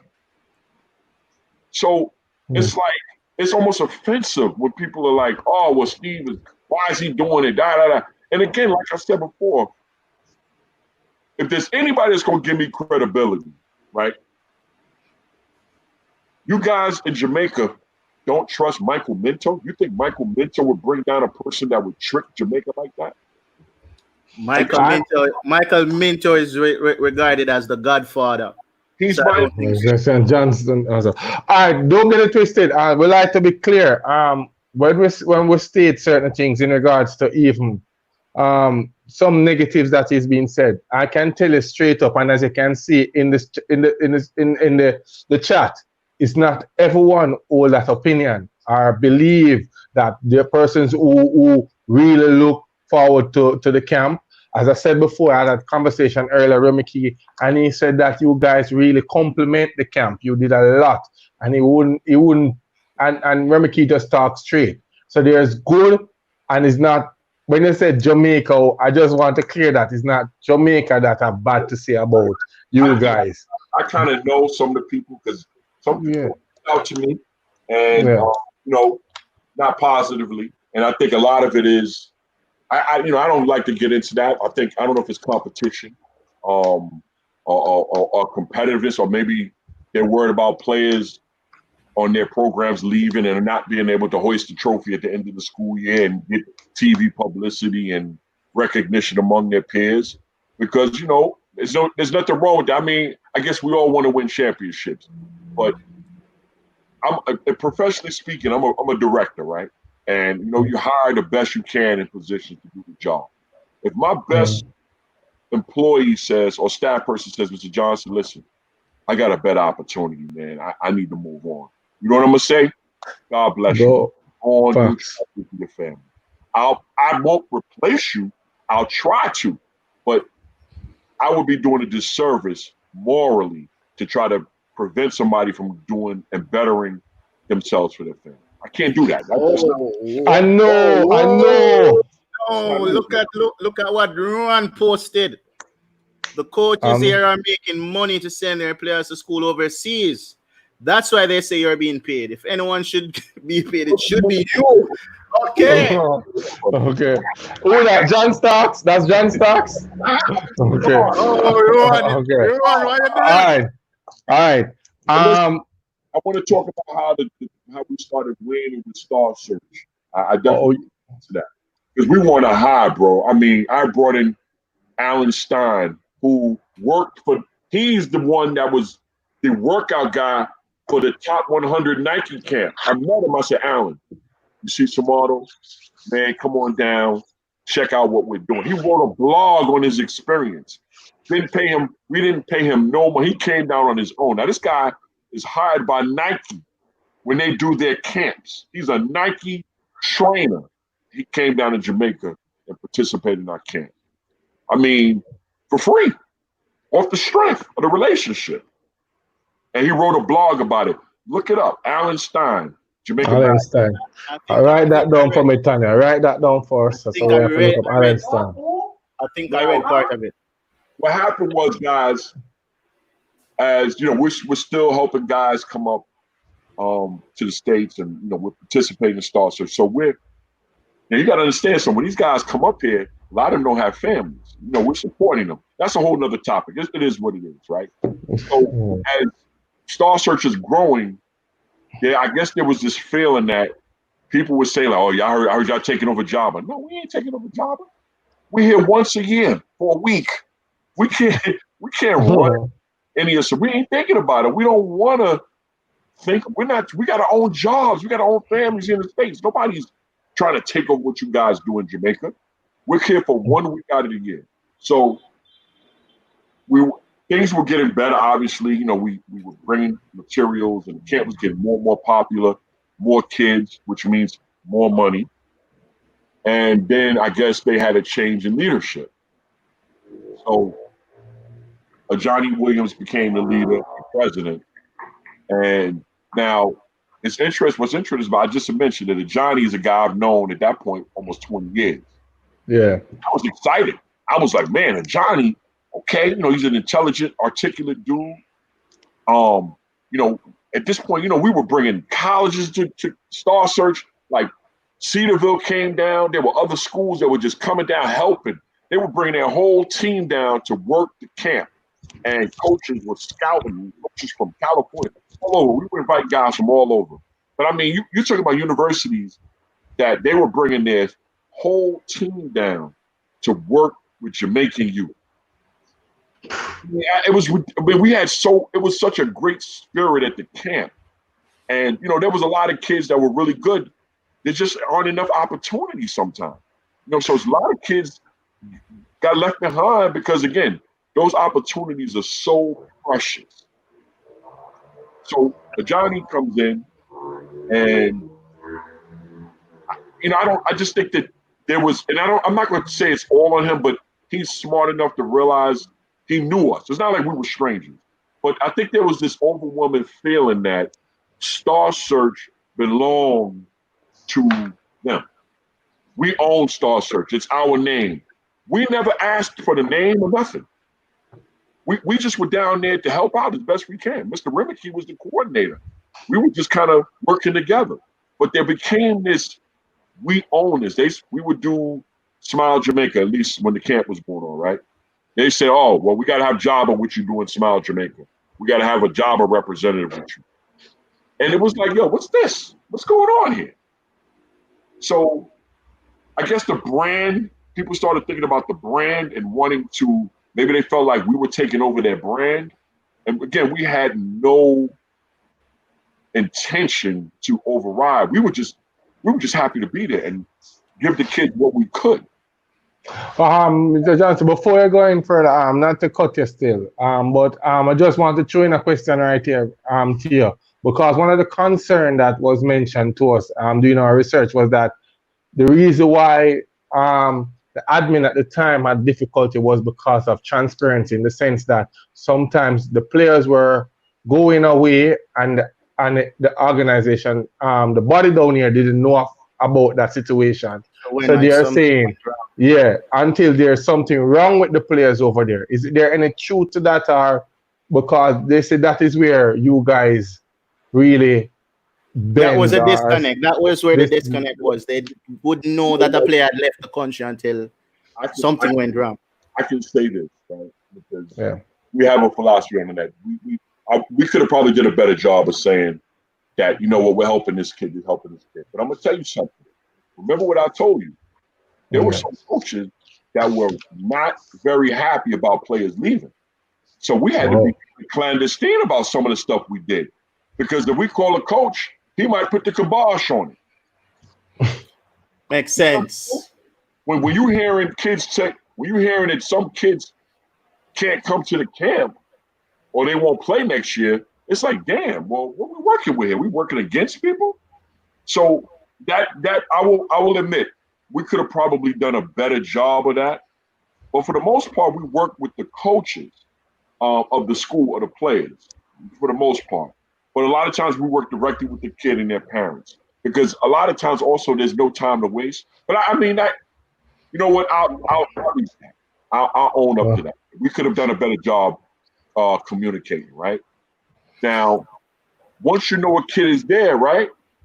We don't necessarily call them when a kid is in trouble. I don't know where that came from, because I handle my business. I didn't need Jabba to help me. Once the kid is here, what Jabba going to do? You know what I'm saying? What they going to do? I don't remember anybody ever calling me and say, Steve, does he need socks? Does he need a pair of jeans? Is he all right? Does he have a winter coat?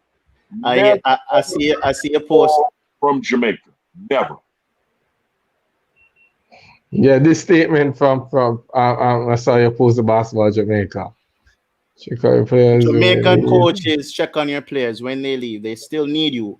And all that glitter is not gold. It's not easy here, and everybody isn't happy. Yeah. Well, I'll say that we have gotten complaints from guys that we did not initiate their opportunity.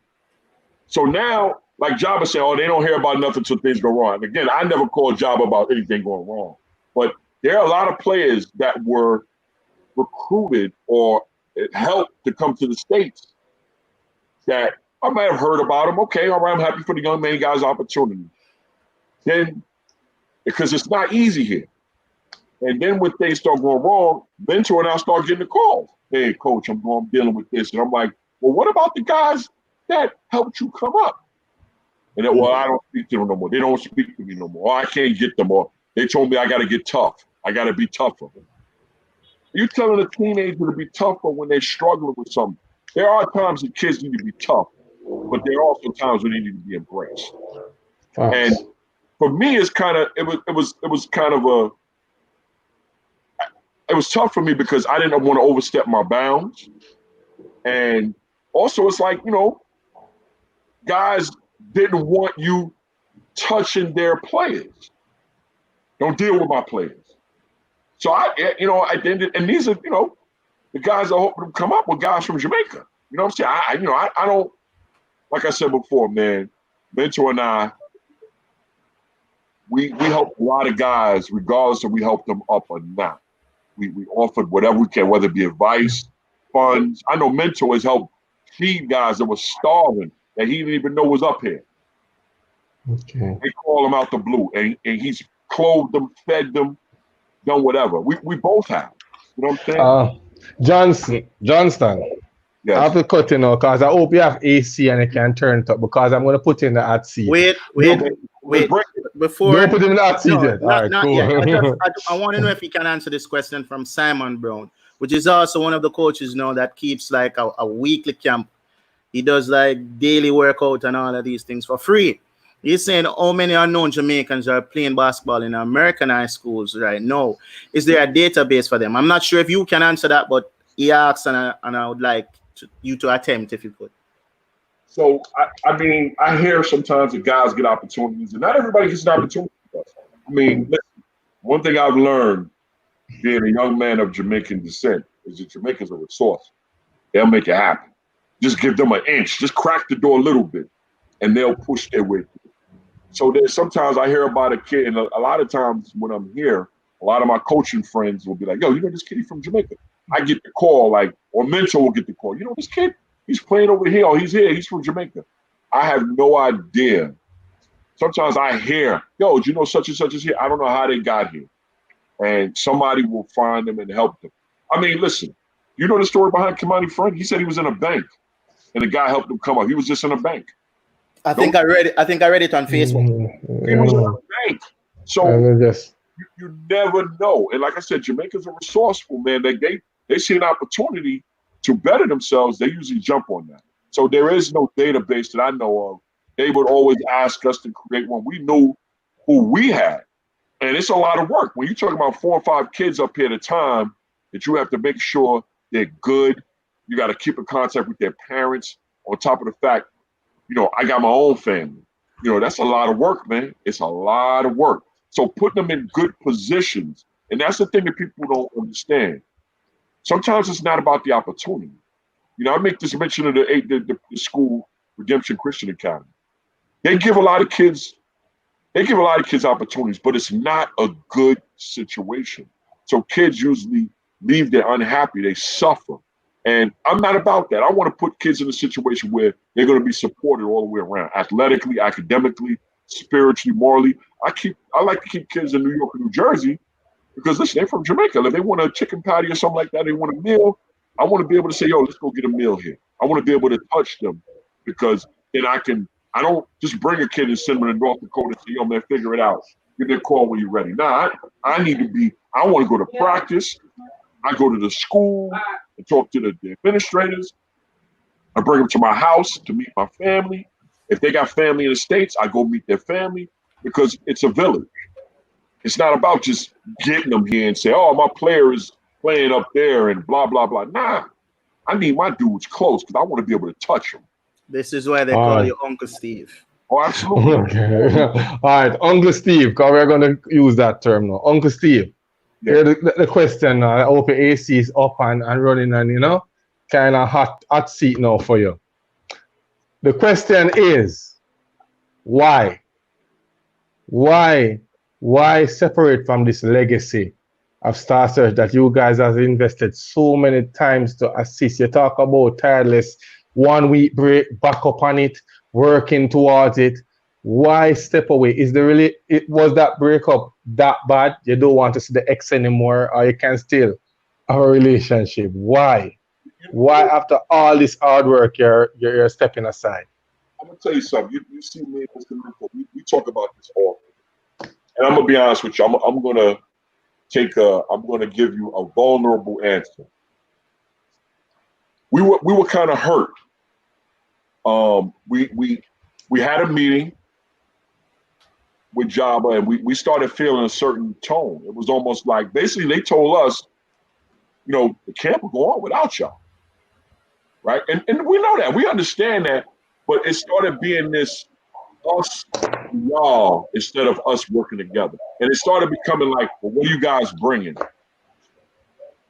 Like, yo, man, it's not just about what we bring. Like, we coming down. You know what I'm saying? We coming to partner with you guys. Like, we don't ask y'all what y'all earn, how much y'all get off the door. With like, I don't know what they made off of the Starship, but it was 200 kids in there every year. That's a lot of kids. We didn't ask for anything, but it was almost like after all this time, it's like being in a marriage. Any of you guys married? Yes, I am. You're having a nice marriage. You think everything is going well. There's some bumps in the road because it's marriage. But one day you sit down with your wife at dinner, y'all sit down and she say, you know what? I can do without you. What? Listen, baby, I mean, all that, but, like, why? If you decide to go, me and the kids gonna be good. We'll be all right, baby. Don't worry about it. We're gonna carry on without you, whether you here or not. That's disrespect. After all we put in and never asked them for a penny off the strength of just us being Jamaican. When we were getting invited to St. Kitts, we got invited to other West Indian countries. We got invited. They would have paid for everything. And you know what we said? If we do that, because obviously we're getting older, we got our families. If we do that, we can't do Star Shirts too. So we chose to pay our own money and come back to Jamaica and give back to our people and see our friends and see the guys that, we've known for 20, 30 years. Instead of going to St. Kitts and there was another country. Because, I met people through this and they were like, oh man, we would love to have you guys down there. We'll pay for everything. We turned that down. We need you all back. I don't care what anyone say about you all. The kids are suffering because of bull. Johnny was being an agent too. Johnny team mess basketball up. Talk it like it is, bro. That was from John Stark. Let me say something. I'm honest. I'll be honest, and I told Johnny this. I saw Johnny in New York. He's done some good work with Michelle and Siobhan. And I remember Siobhan and Michelle and Starter. He did a great job with those guys. I'm not going to take nothing away from him. I think Johnny did take Jamaican basketball to a certain level that it hadn't been before. But I don't think with him it was about the team. It was about him. That's just my opinion. And again, Minto and I know a Johnny. Johnny's come to New York. I hosted a Johnny in New York. We've hung out, everything. He comes, his sister lives here. So before he became president, Johnny and I were like friends. He was like Shemai, he's like my nephew. I was Uncle Steve to him. And then when he became president, it was some whole other person. There was no partnership anymore. It was about you guys do what we tell you to do. And if you know myself and Minto, I ain't got no boss. I'm my boss. So especially you just coming in, but also I think there were people in his administration who were giving him, because he wasn't around. Johnny wasn't involved in Jamaica basketball. He just came on the scene. He's president. There were people that were here that were telling him, we need you to do this, because I think these guys, they probably weren't bold enough to come and tell us that. So him being the president, that's your job. You go and tell them this is what we want from you. So it just became, it's hard to work in that environment where you don't feel you're being appreciated and you're being dictated to. And then when it's time to come and sit down, the president ain't available. He never even came to the camp when we was there. We couldn't even sit down and talk to him. We talked to the same people, Nazi, Remington. Where's the president at, man? We want the president here. Let's sit down and map this out. And it was just like I said, at that point, I was still trying to help with Nike. I kept asking, listen, man, it would be great to sponsor the team. Nike just would not commit. I had nothing to do with that. They just wouldn't commit, because when you talk about sponsoring a program, not just the men, you got to sponsor the women. That's a big commitment. That's a huge commitment.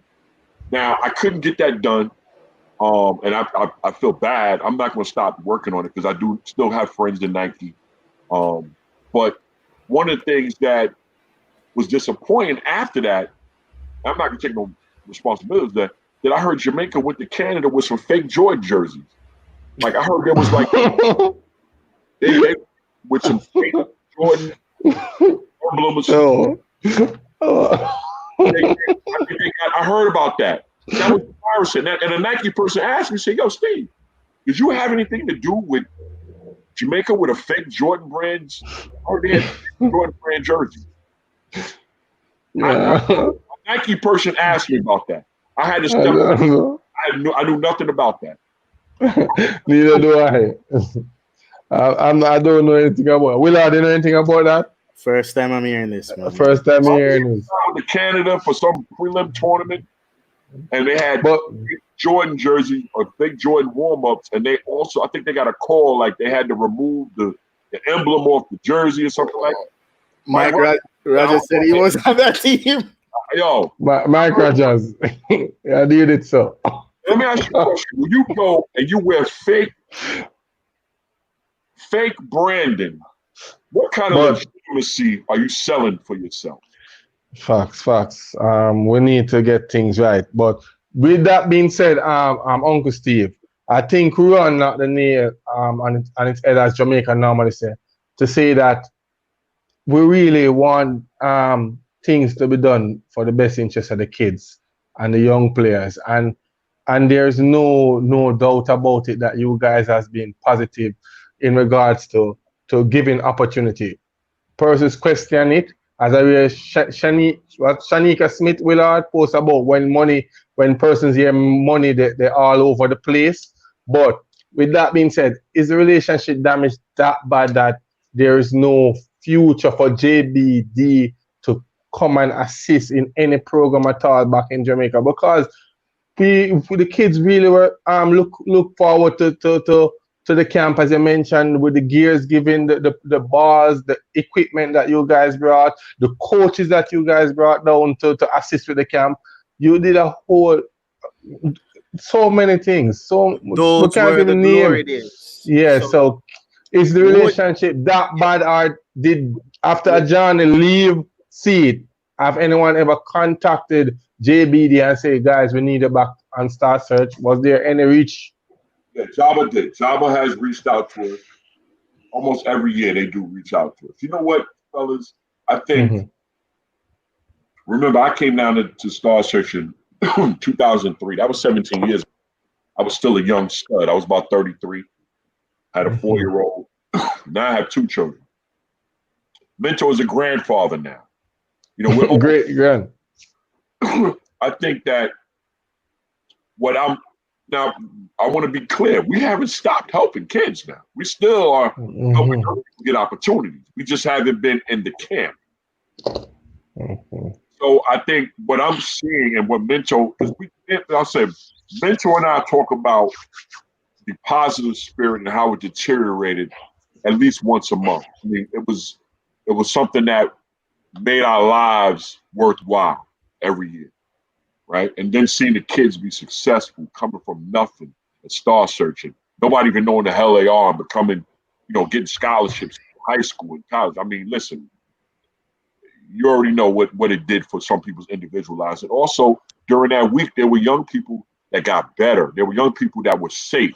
There were young people that made relationships and friendships. And, you know what I'm saying? There was such a positive vibe to the camp that we missed that. We do. But also, our lives have changed. We still have access to some resources, but one of the things that's becoming positive out of this is Samardo wants to do something. Jerome wants to do something. Alaman, listen, you know what's interesting?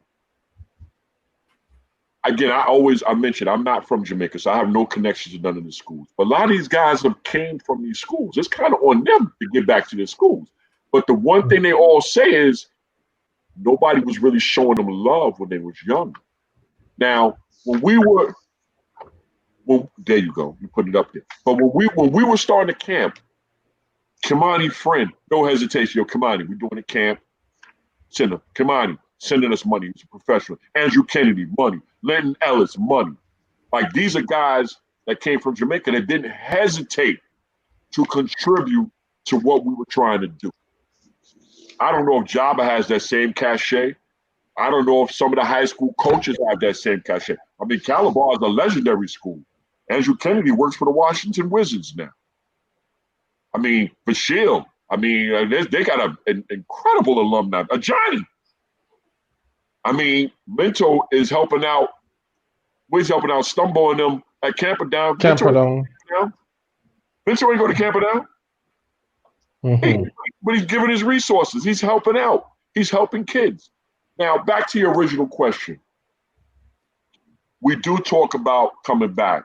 But listen, man, we older now. We ain't got the time or the energy to be dealing with too much nonsense. Like I said before, some of the younger guys, Samardo, Jerome, Alaman, I know Mike Rogers come back. I know a lot. If we ask these guys to come back, I believe that they would come back. And Mentor has come back and toured with some of the guys previously. Yes, he was in Arnett Garden. That's how he even met Wamini Rose and a bunch of them. He brought them to play, and we saw the talent that Jamaica had. I would love to see something like that again, real soon. Mentor, bring in your team again, man. Mentor was down there all the time. I don't get down as much as I would like. But like I said, we're getting older now. It's time for some of the younger guys to give up. You know what I'm saying? To come up. And they want to. I'm telling you, I spoke to Jerome. I speak to him all the time. But the other question becomes damn, how do we do that? You know what I'm saying? Who do we Nobody lays on with. right now. Nobody giving nothing to Jabba. Ain't nobody gonna say, hey, take this check and do something for the kid. There's no trust factor there. There's no relationship. Hey, hold on there. There's a little team where I do a lot of things that I can contact, like the interview crew. You know them?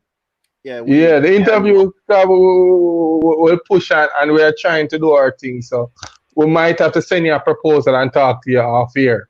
But just let you know that person's still here. The reason for even this program is to bring forth these information and also to get to get that spark, to get that fire blazing again for basketball. Hey, Gary, what I'm hoping is that the movers and shakers in Java is also watching this interview and seeing how much people want to come back and help. So when they do come back to help, we cut the crap. The red tape. Stop. Guys, I'm not criticizing Java. I'm not. No, I know. You're talking and you're giving facts. All right. Representing Java. So you know what I'm saying? Yes. So Christopher Walker check-in and everything. Is there some constitution or legislation that state basketball? Yes, I think must go through. Yeah, you have to sanction. Yeah, I think so, Chris. Because trust me, there are some plans, but it has to go through Java. Yeah, man, we're doing necessary paperwork, and I know, and let me tell you, straightforward. I know that majority of persons now have the best interest for basketball. It's just that, as you mentioned, Uncle Steve, you felt hurt, burned back then, and I think a lot of persons carry that burn or that hurt up to now, and it's a way of talking and trying to, like, we don't call this now really like a therapy, where we can talk over the situation and say how best we can move forward. Uncle Steve, we came into the interview, we normally have some objectives that we need to conquer. 1, 2, 3, cross off. You talk about marketing, you talk about the will to work and how to assist. One thing that we normally get questioned, me and Willie, normally in the group from the young players, they're always saying to me, how hard it is for you to get a scholarship to go overseas. How hard it is. And what they need to do. These are something, as you know, the younger players, they are looking to get something from the sport. So these are questions that we tackle every day in and out, what they are supposed to do. Before you even answer that, I would want to speak for like the not so tall players, like, because I remember we had on Garfield a few weeks ago, and he said that he was probably the best player in Jamaica at the time, but he didn't have the height and he got overlooked.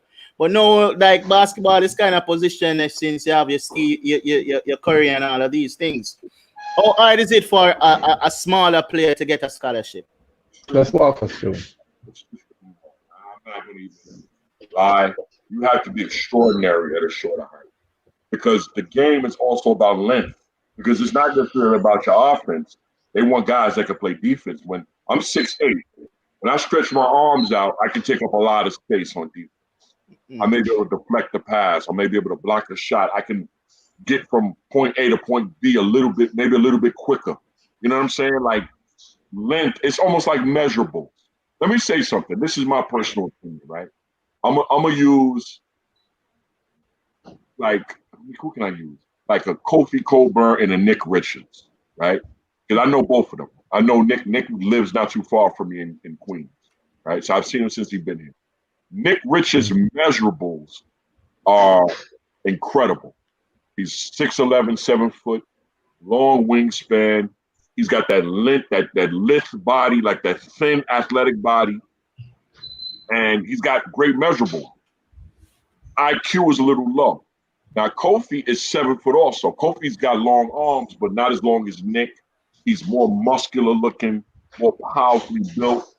Nick probably gets up a little higher than him, maybe a little laterally moves a little bit faster than Kofi, but Kofi. Yeah.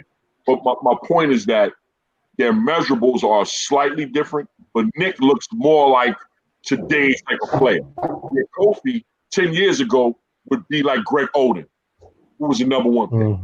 Mm-hmm. Guys like Nick now, and these are measurables. I'm just saying, like, we're talking about small guards, and I'm just talking about measurables. Colleges and professional high schools, they look at measurables. You got to pass the eye test sometimes. If not, you have to be extraordinary. You have to be an extraordinary shooter, extraordinary athlete, passer, something, dribbler. There's got to be something that just stands out over the guy, because everybody here in the States is not tall. So there's guards everywhere. There's a lot of short guys here too. So why would a school come to Jamaica to get a guy that's 5'10" when 75% of the team is already 5'10"? I already got 8, 9, 5'10" guys on my team. 1 6'5" guy, maybe a 6'6" guy, and a 6'2" and a 6'3" guy. That's for high school. You know what I'm saying? Oh, yeah. So I hate to say, I don't want to crush anybody's dreams, because you got to continue to work hard, but it's really, really hard. It's like going in for a job interview. When you're going for a job interview, you don't have to, if you're an employer, they tell you to go in dressed professionally. So you don't know, the brilliant one may be the person in a sweatsuit, but if you come in a sweatsuit, you're going to be like, oh, this guy don't want this job. But if you come in a suit, you're going to say, oh, this guy's prepared. So it's almost like for the short player to the tall player, like, and that tall player, that's a nice suit. Short guys, a guy in a sweatsuit. It's I hate to say it, it's really, really hard. It really is. It's difficult for guard. All right, so what we're getting from this, shorter players, you got to be extremely good. You work on your shot and your dribbling skills. All right? Guys, listen. You guys know Joel? Ben? Yeah, man. Joel, General, man. Joel. Always in the team. I don't consider Jordan Kelly a short, because he's 6'6".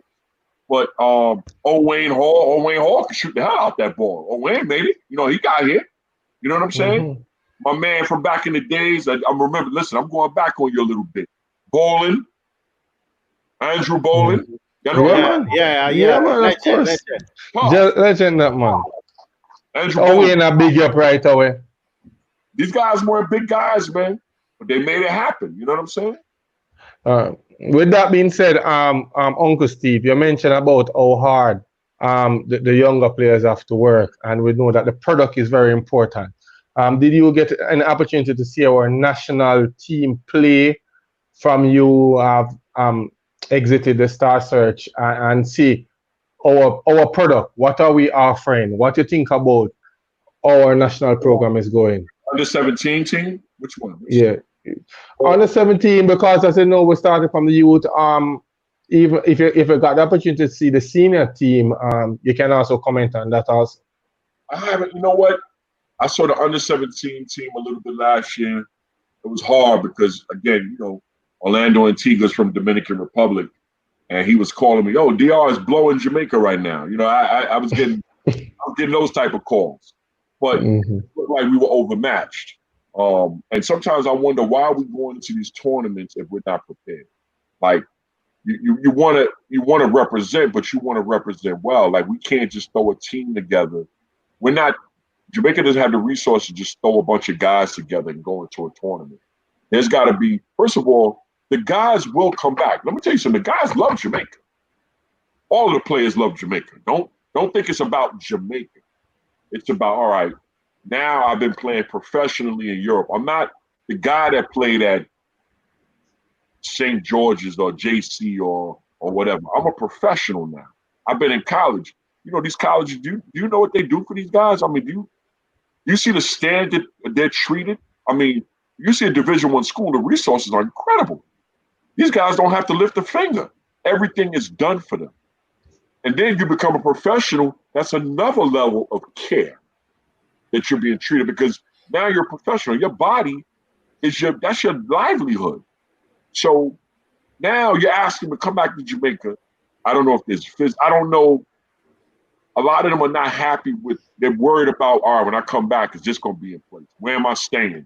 Like, who's going to be training me? Who are the coaches? You know, what are the accommodations? Are the tickets going to be in place? These are the questions that they get asked. Some guys will go, man, I paid for my own ticket. I get it. It's Jamaica. You should give back. But you also want guys to feel appreciated for their service. It's not, you can't just say, well, they're Jamaican. They understand what it is. Nah, these guys are professionals now, man. and they have to be treated as such. It's like a car. You don't put in cheap gas in a Maserati. You got to put that good stuff in them, baby. They brought it for them to perform. So they have to be treated as such. And it can't be a compromise. We can't keep, well, we don't have the funds. Well, you know what? If you don't have the funds, then you don't need to be putting the product on. That's my opinion. Willard, we had that debate earlier when we just started the interview a little bit earlier up in June. I was saying to Willard, if Willie, not Willard, if the team is not ready, I believe strongly, as you mentioned, don't send them. Wait till the product is right with this plate, especially when we are going on a scene like that where the world can see what is going on. Person said that the experience is still good for them and they will learn from it. There's a lot of things, and it's a debate that going. But I totally share your view, your philosophy on that. To say that wait until get it right. Don't put them out there. I'm sorry to cut you off. Let me share a story from one of the players on under 17 team. His name is Orlando Wallace. He hurt his knee in the tournament. I think he got the operation while he was still in the tournament last time. I don't know if he's heard from anybody from Java. He missed his whole year. He didn't even play high school ball this year. So now you got a kid that came up on a scholarship from Jamaica. School gave him a scholarship. He went to represent Jamaica, hurt his knee, and couldn't fulfill that scholarship for the school this year. And I don't know if anybody from Java has even reached out. Forget paying for rehab and all, because that's a whole other thing. You got to get rehab. I think the school took care of that. But did anybody reach out to him and say, Orlando, you okay? How's everything doing, man? Appreciate you representing Jamaica. Sorry this happened. Since he's been back, has the president, because although it's under 17, it's a national program, right? Yes. Ask that question. Did the president reach out to Orlando Wallace and his mother? Did anybody from Job? I don't know if this happened or not. But last I spoken to him, I don't know if anybody had spoken to him. And this was like during the winter. He's here in Queens now. He missed his whole school year after representing Jamaican under 17. And we really hope someone reach out to him, and we're not certain about that. But as you mentioned, Willie, we really need to get the president on set to address certain issues for real, and that would be sad. But I hope and I'm praying that someone from Jabba reach out to him and that situation is being dealt with. I know Coach Stumbo is also in the chat. I don't know if he could shed some light on that also. But these are things we need to do. Keep in contact and to show that we care. And I think that's a message you have been sending from your start interview. Persons call your uncle, person say that you're someone they can always call regardless of what, and you're there for them because they are teenagers, you say, when they get them. So it takes time. You can't just say tough it out, rough it out. You have to show that you care for them. So it's things we need to look at totally. And that's what I was saying, Gary. I'm not sure if when these players go away on scholarship, if they're getting any support from the coaches here or Jabba here.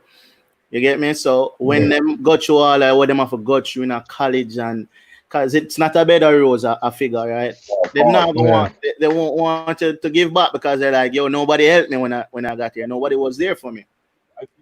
Yeah. Like, Jerome, I heard him when you asked him, well, what coach you remember? We remember. I mean, St. George's guys, everybody loves CB. Or Mike Rogers to Ghana and guys like that. They love CB. They remember him. A lot of the guys acknowledge Ludlow. There's a lot of guys that acknowledge Ludlow. Sully, Skid, Coach Skid, all his guys love him. You know what I'm saying? Like Stu, Huey. I mean, so there are some guys that are doing, good things with their kids and keeping up with them, but it's not really easy, man. I'm telling you, because kids come in. Sometimes you come up here, you're like, yo, I thought I was good in Jamaica. There's some great players up here, man. Yeah. All right. Stumbo said a lot of someone did it, and more than one person reached out to him. Things will change once we work together. Coach Stumbo is the coach that assists with the team over Puerto Rico, under 17 team. So we got the information right away. glad that the right persons are on board to give us, so we don't say things that is not factual. But Java is not like before. We need to move past that. Stop blaming Java, a Johnny poor administration to overcome what that admin has done. It's hard, but we, with the help of God, basketball will get back.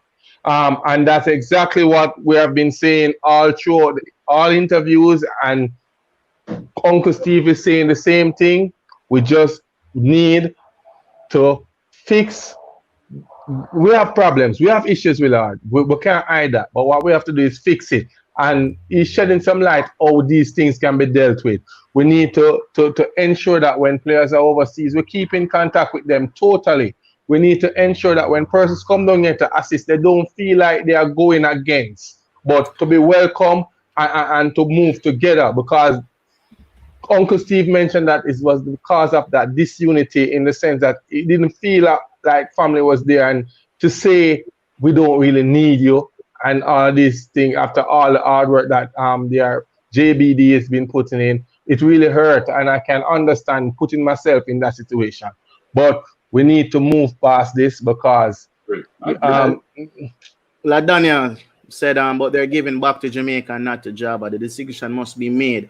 Like Daniel, I think the fact is, because Jabba governs basketball and all of this, I'm not sure if they can really do anything unless them gangster it out like Garfield and, do things without Jabba really knowing, because it's sanctioned by Jabba. And if they felt that Jabba wasn't in full support, I don't think they'll want to do that. But don't get it wrong. I say like 12 members said I'm ready whenever Uncle Steve say, "Oh, let's go." They're ready and to Uncle move. Steve is, and you listen, you don't realize Uncle Steve is letting the players know that it's their time now. Is in a situation where he'll guide, but he want to see the Samardo, the Jerome Jordan himself know that they want to be those are the persons now to pick it up and move. Unclear, pin up. Yeah. So on JBD, it's not all on us. Yes, so Uncle talking up. Listen. None of the guys, and I'll tell them, like, but again, the guys do want to help. They don't know who to rock with. They don't necessarily know how to get it done too. Now, we'll help. And again, a lot of guys are leaving. What's the relationship with their schools? Like, you could come back and do a camp. I'm putting it on the guys too. I know Samardo does some stuff in his community. He does stuff. He does stuff. You know what I'm saying? Like that. He wants to do stuff. I know Jerome wants to do some basketball stuff. I think guys want to do it. Staples are opening. They want to partner with Jabba now, and I'm not blaming Jabba for nothing. Again, there's been various presidents. I went to see Sullivan one time, and then Mentor got a call. I heard Steve did a camp, and we didn't know about it. Like, I just went to see Sully team. Manchester and Santa Cruz is right there. It's a 20-minute drive, bro. I'm going to them a check like COVID. Like, I'm not allowed to guys play. What am I dealing with here? I got time for that. Minton's job when you come to school, especially lower division school. In America, when my university see that we get support Jamaica basketball, Minton them a talk about real. So that is from Christopher Walker is saying that what you guys are saying is gospel, because he's talking first and experience it. So, Willard, as I said before, we learn a lot today from Stephen, Uncle Steve. Yes, all about the work. Before I even mention anything, I'm taking this now to say that I know that you're saying here, you just don't visit the camp. You still help Jamaicans for opportunities over there. But because I do know LaDonna, I helped her brother. Her brother lived with me for a year. So I helped her brother come over here. He's not a big name kid. Hold on there. Scooby's son, Hakeem Grant. Willard, it's best not to I want to be clear. We are still helping Jamaica. Yes. Individually, we really, like I said before, guys, we're not neglecting the group effort, but I think Mitchell and I at a different point in our lives, like, we can't do it the way we did it. Like, Andrew Kennedy's not available. Gary Henry's not available. Cliff Campbell, like, we old in the tooth now. You know what I'm saying? Like, guys are grandfathers now. Yeah. Hey, Good luck. 10, 15 years ago, our lives were different. So the younger guys that have gotten this opportunity, they can communicate. They can also establish something and bring it back. I know Kimani, listen, Kimani's doing something now. He's doing his basketball with friends. He's doing his own thing. You know what I'm saying? And a lot of these guys know Kimani. And Kimani has a ton of experience, professional experience, college experience. He's somebody you got to get past his fire now. He's not. You're not going to be able to tell Kimani or pull any wool over his eyes. He's going to tell you what it is, but he's got a great heart. That's my guy. You know what I'm saying? So there's some people doing things, and we're gonna sit down, myself and Mentor. We're gonna probably talk after this because I know he's here. He and I talk almost every day, and you know the guys Romaro and Kofi and Nick Richards. I'm gonna reach out to the guys that are next up as far as professional careers. You know they got to give back too. You know what I'm saying? Like when they get down, they got to come back, man. They got to give back. So I don't know how it's gonna work. I don't really know the administration of job. I know Marlon Nazi's still involved. I know Kevin. So you don't know the president? You don't know the president? I don't even know what he looked like. No, this is it. But Willard, I don't know. Willie. Willie, we need to fix this because a lot of persons come on the set. Not you alone, Stephen. Okay. A lot of young players, a lot of persons come on set, say that they don't know who is the president. We need Tanya is the secretary. She's taking note. No, I'm saying this publicly. We need to get in touch with Jabba president and get him on set because the viewers need to know who is this person who's leading, what's the vision, and how best we can put things together. Right? So if the president is watching now, a representative is watching now, please get in contact with Mr. Paulton Garden. We need him on set. And we need Kimani. Well, I know we spoke with him already, and we've been to Kimani.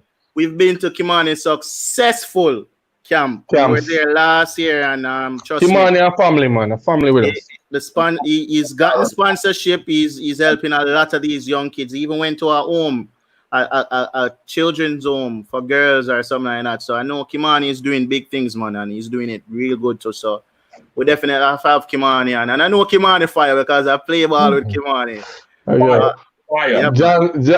Uncle Steve, it's best if I ask you who you don't help, you know.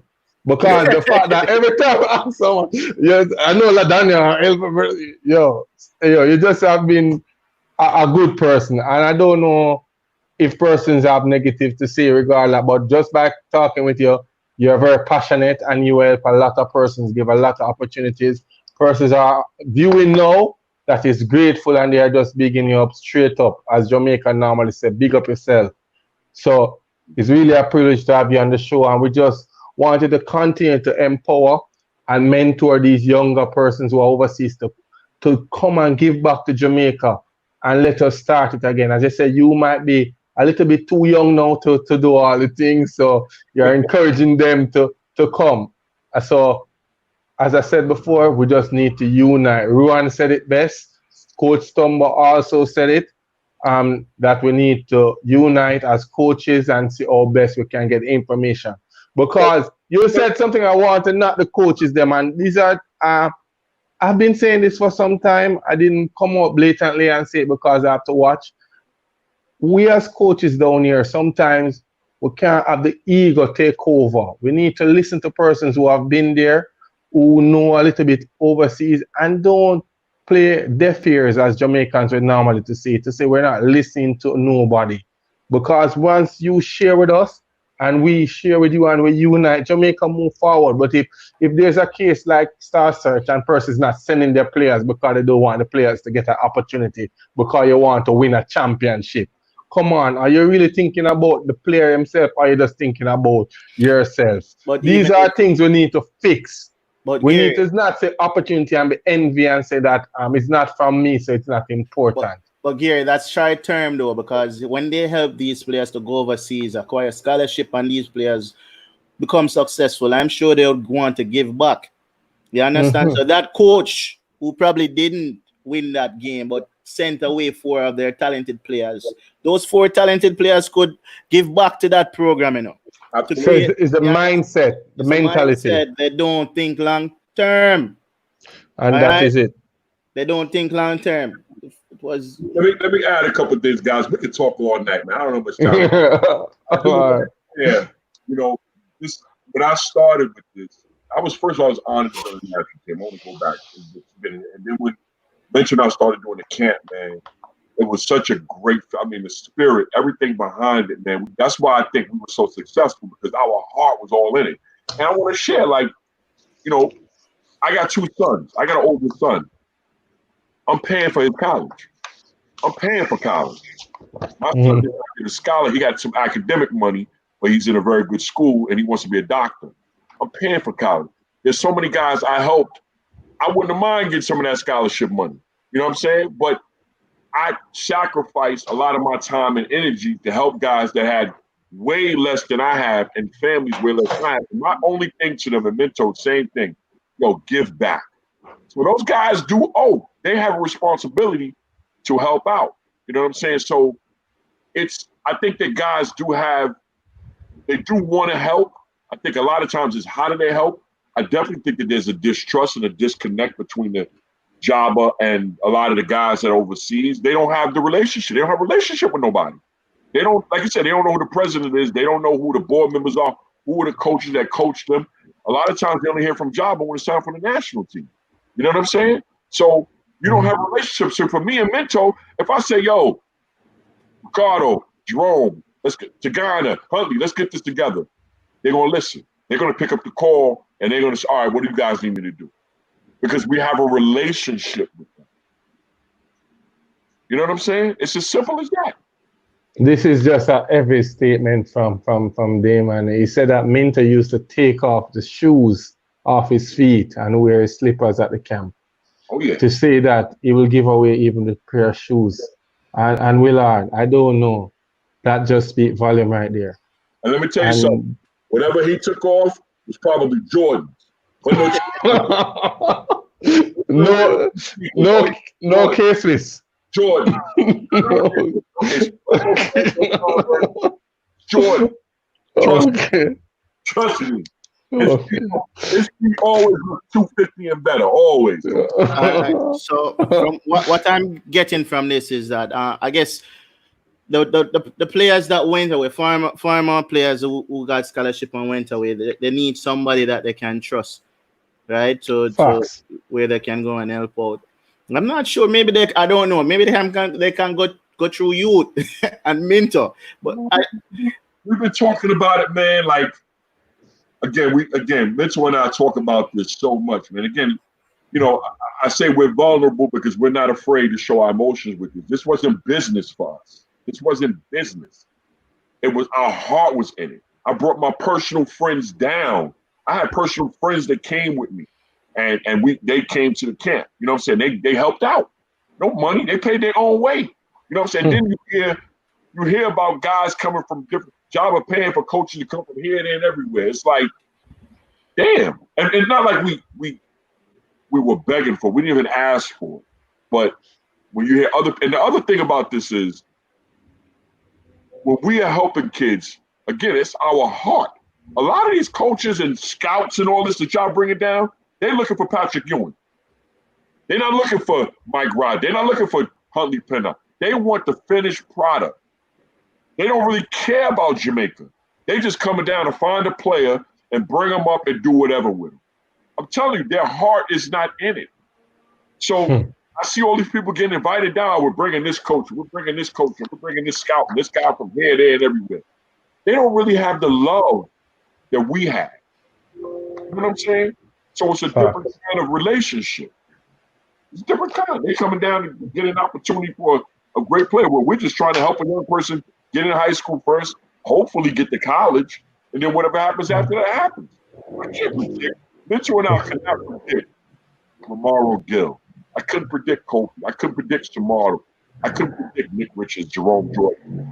I didn't see NBA overseas professionals when I looked. Adrian Forbes, Vashil. I didn't see that when I looked at them. I saw skinny kids that needed a lot of work. That's Facts. Willard, as you hear Uncle Steve talk so passionate, we want to know if him can really recognize his players then. We are going to put some pictures up and you can give us 2 words or even a full statement about the individual that we put on screen. So what comes to mind when you see a player like Kofi? I love Kofi, man. Kofi, this guy has charisma. He has Shaquille O'Neal charisma. I mean, he's obviously he's physical, skilled too, very skilled, more importantly, Kofi is one of the most, him and Jerome, two of the more intelligent kids that I've ever had the pleasure of dealing with. Okay, cool. Go ahead, that's it. I said a lot. Kentan, oh man, I should have put intelligent. First thing with him, also intelligent. I mean, that's my guy right there, man. I mean, a soldier, very calm under pressure. I mean, I got a lot of love. I love all my guys. Kentan Facey is one of my favorites, man. Oh boy, warrior, fire. Just all I think of is flame when I see Kimani. Fire. Yeah. Jerome was probably pound for pound the most skilled. He and Kofi, to me, the most skilled guys. Like overall, over time, Mike Rogers when he was younger was skilled more than any of them. But Jerome could shoot it. He's athletic, size. You know what I'm saying? Like, and more importantly, intelligent. Jerome got a terrific head on his shoulders, man. You ain't got to worry about him in the future. He could be prime minister of Jamaica. Him and Kentan Facey. Samardo, warrior. I'm gonna tell you something about Samardo. When he was in Star Search, I never even saw him dunk. I didn't see him dunk when I met him in Star Search. I never saw him dunk. I didn't even know he could jump. I just liked his length, and I liked the way he moved. So when he came up, I had no film on him. A friend of mine that I knew saw a picture of him next to me so I could prove his height. I'm 6'8". So he said, okay, no problem. So when he got up here, he gets off the plane. I said, yo, I'm going to take you to a camp in the States. I want to show you what an American camp looks like. So I said, that's where they do the rankings and all that stuff. And, Michael Beasley and Kevin Love were in his camp. So after the camp, I'm like, what do you think? He said, yeah, I like that. I like that. This is the most important part. I said, you think you could, I said, I'm not into the rankings, but whatever it's going to be, I'm going to be number one. Just like that. What God. He's going to be number one. I don't know, Willard, if we can, the last question that we have tonight, if it can be a rough question. Willard, today, Willie, we were at a cafe just drinking and we were looking at some players and we were saying, that we have some players that we really consider skilled basketballers out here. And they got the opportunity to go overseas and somehow, I don't know if it's the work ethic or everything, but we realized that they came back, not reaching where they're supposed to reach. And we were saying, what could be the cause? That person is playing extremely well in our system. And when they reach overseas, something happened where, I don't know if it's too much work, but as a person who see both sides, as you've been to Jamaica and you're overseas, what could be the main thing you think will cause a player to go overseas and not accomplish their goal going over? That's an interesting question because everybody's their own individual. I've met some guys from Jamaica who I don't feel really love the basketball. They like the opportunity, but they don't really love basketball because when you're trying, basketball is not necessarily a part-time sport. Like you're not going to get better being a part-time player. You got to really dedicate yourself to the gym. That's going to take a lot of suffering. A lot of times, guys, I've seen guys, they're just happy to be here. Free sneaker, women, white girl, black girl, just happy to be here eating 24/7. And I mean, again, they look at it like, all right, I'm here now. I did my part. I got here. And that's it. I mean, there are young people that have gotten here and then they're not happy with the school. They just leave. Now, that's something that's not talked about a lot. There are a lot of guys that have gotten opportunities in school and they leave. Now, considering the climate in this country, you're doing something where you leave a school after getting a scholarship that kids in Jamaica would kill for because you're not happy with the school or you don't like the coach or you had an ulterior plan because you got some family somewhere. I mean, to me, that's the ultimate disrespect. and betrayal to your country, because it's so hard to get these opportunities and you get it and you don't take advantage of it, or you leave and now you're trying to figure out, how do I get a green card now? Well, what do I do? And it's like, yo, you put yourself in jeopardy now. The embassy, don't think they're not charting this. What school are you going to? You know, we had a kid last year that went there and left, and we haven't been able to find him. That puts suspicion on every other youth, because not every kid gets through the embassy sometimes. Sometimes they don't get through the embassy. Depending on the day, you might get somebody in the embassy that may have had come across that situation. Like, you know what? Nobody gonna fool me. You ain't getting through. Well, rough. It's fine. So as you said, and Willard, I think in man said as playing, you have to put in the work. It's not a joke thing. It's not something that they can like. You have to love it. And I heard Uncle Steve mention that when they go overseas, but I'm telling the players them who are locally now that watching the program, the work really start from here. So you have to put in the work down here. So when you go over there, you find out that you might be working, training like 6 hours a day or more, because you train morning and evening, 5-6 days a week. And nowadays in the college train, them are walking late, drag themselves, but they want a scholarship to go overseas. It don't work like that. Yeah, so it starts from here. And coaches, you need to prepare them for what they might face when they go overseas. So, like, you have to be harder than them. Training is supposed to be harder than the games. And I see Ruan post up, man. I think we need to address that. Ruan mentioned the names that he said ruin basketball. So when we said Jabba, it kind of got, you know, it's bad for Jabba, since they are the one who kind of govern basketball here. He's saying that there are people that were in charge of Jabba were kind of mess it up, and they are no longer here. So for all of the players, them when they all overseas don't want to come back, when they can't come back, because he's saying that it's a new administration and they're ready for listen and ready for work with everybody. You understand? And Willard, I'm adding to that also. As you mentioned, there's a new administration and the persons overseas don't know him back and forth. We need the president on set, and I'm making that call again, because guess what? For the move to take place, you have to know who's at the you can top. Tell them that you can call his name. His name. Paulton Gardner. However, the person won't know the name and know the face. Yeah, so we need the face here. At least they know that the president is Paulton Gardner, and we are inviting him on the show. Right? So come true, man. Don't be afraid. And I see Tigana saying also get your grades right. So persons who are going overseas, make sure you take up the book. Don't forget that student athlete, you have the student at the front. Yes, you have to be a student. Yeah, student first. So you have to still take up your books. Be clear with everybody. I told you about guys before. I'm about education, man. I mean, you can't basketball. You really, if you play from 15, you got about 15 years to play good basketball. You're 15. That's it. Then if you start at 15 and you play to 30 is a baby. That's young. You got 40 to 50 more years to live. What you gonna do then? You may not be a professional. Strong possibility. The education, after your knees are bad, the education lasts, brother. The mind continues to work. It really, really does. But let me tell you something. I appreciate you guys, man. You guys ask some tough questions, man. I mean, again, I can talk all night. I love Jamaica basketball, man. I like what Mr. Turner's doing. I spoke to him, but just feel him out. My guy Rohan, he's still involved. I just think that there's a disconnect in a lot of different ways. There's always egos involved. Not just with Jabba. Like I said, there's some guys that aren't Jabba that have said some negative things about me. They're not Jabba, they're coaches. So it's not necessarily Jabba. You know what I'm saying?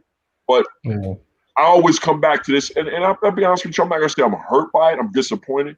But the kids, you see the kids on him. Oh, those are my guys, man. They're with me, man, when they were struggling or a situation was bad, and I had to help them out, or I had to call a school. I had to go up to a school to make sure they were good, to call a parent, to call a coach. I mean, I feel that's part of my job. I believe in karma, fellas. We definitely see that. As I said before, we're just happy that you take the time out to come on set. Yeah. As I normally say to Willie, sometimes we have to let the persons who talk and bring them on set, because it's difficult. Persons have the wrong perception of you if they don't know you, they don't listen to you speak. Persons telling them about you. So with Stephen now, who is very vocal in our basketball group on Facebook, now you get to hear his voice, hear where the passion come from, where the love come from, where the drive come from. So it's all good. Some persons might take it too much, but he's just a passionate person, and he said it from through his family. And I hear you mention something important, and I don't know if person catch it. You said that even though you're paying for your child to go to college, and you did so much for other players to get that opportunity. So that goes to show, is this really the seller they're talking about? I have a good opportunity, and you don't work hard, and I'm paying. Yeah. I'm getting you a work. I'm not having. And you show your respect to Michael Minter as you come on set. You mention how important Michael Minter is to it. Bonnie, you call other names in regards to JBD. And the only sad thing is that you guys are not visiting the camp anymore. You're still helping Jamaica, but you're not visiting the camp. And as Rowan said, the kids feel it because they normally love when you guys are here. You bring down coaches all over.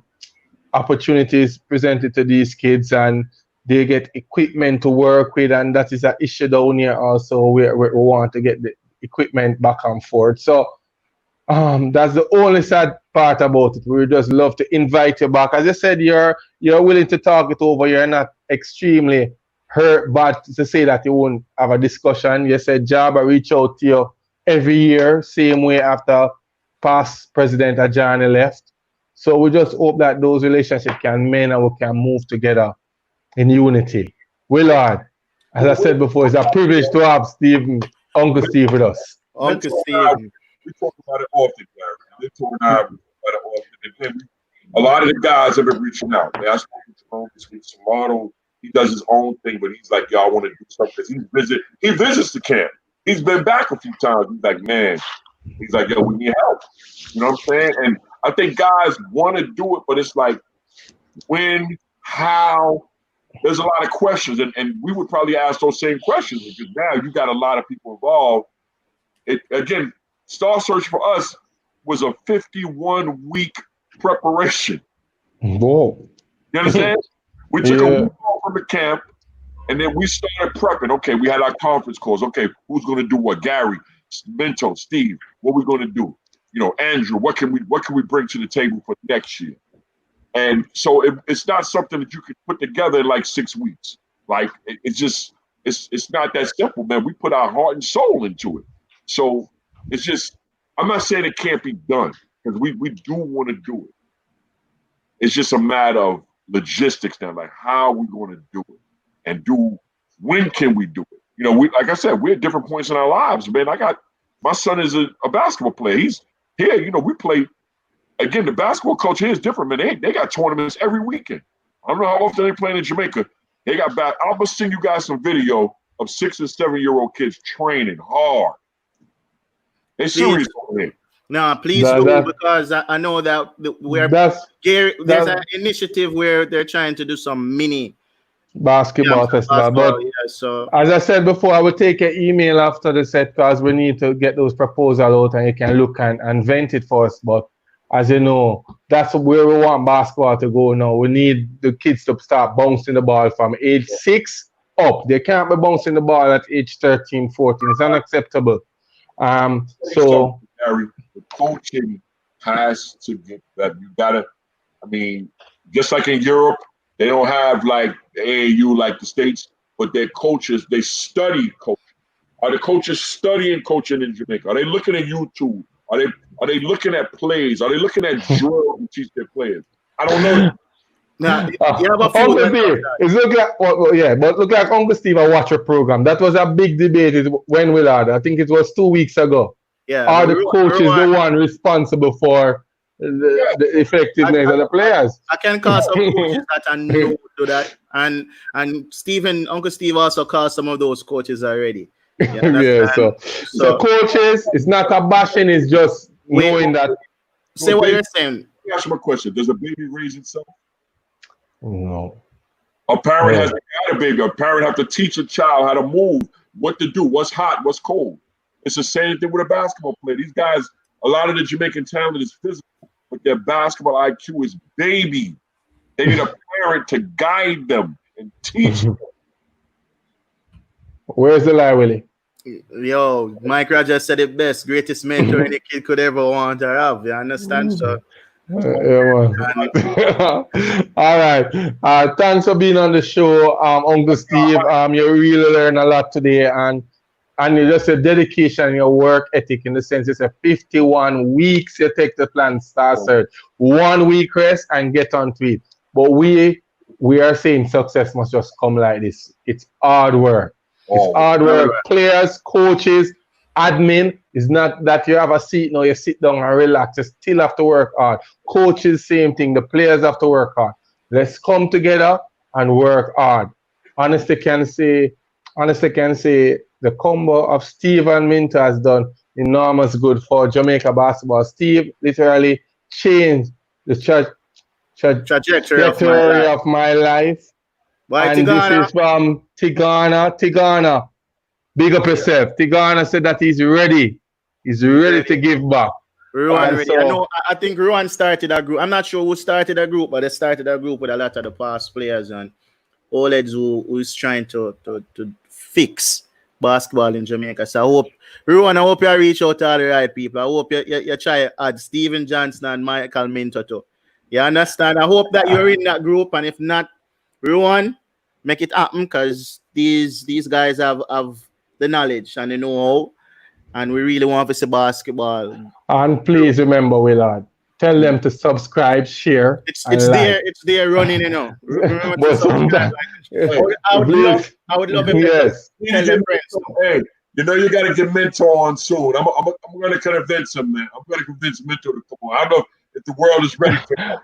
Yeah, we love that. Minto, as you know, is always welcome to come on set and talk. And Minto, you know, interview squad have reached out to Minto, said that he's going to think about it, but we are putting it in here and Uncle Steve to talk to Minto and see what is what. I'm gonna work on him, man. I'm gonna work on him. That's my Minto is all heart. He ain't much physically, but whatever he is, it's all heart. 99% heart, man. He's one of the greatest guys, man. Anybody to doubt Minto, man, I might want to fight him, man. This dude gives his heart and soul to Jamaica all the time, man. And the kids, all the time, all the time, more than anybody. He's my mentor. He's my mentor. Michael Minto. All right, Willard, any questions out before we leave? Because we don't want to leave any viewers high and dry. No questions. Everybody was just paying attention and listening. You understand? It's like he's the lecturer and we're just taking in all the knowledge. So everybody's just praising them. It's like they did a pretty good job when it comes to the development of basketball in Jamaica. All the money I got for the players, I spent up. I'm paying for college. All the money I spent up. 1.5 mil, 2 mil, 3 mil US. All right, thanks for being a fun guest, Uncle Steve, and we're glad that you're on set. Absolutely. Man. Interview squad, viewers, big up yourself. Big up it. We are out. All right, well, let me find jerk chicken time. We need to work on an outro. I must say this too short. But thanks to everyone that viewed. Tune in. Terry, hear that. Stay safe. All right. All right, cool.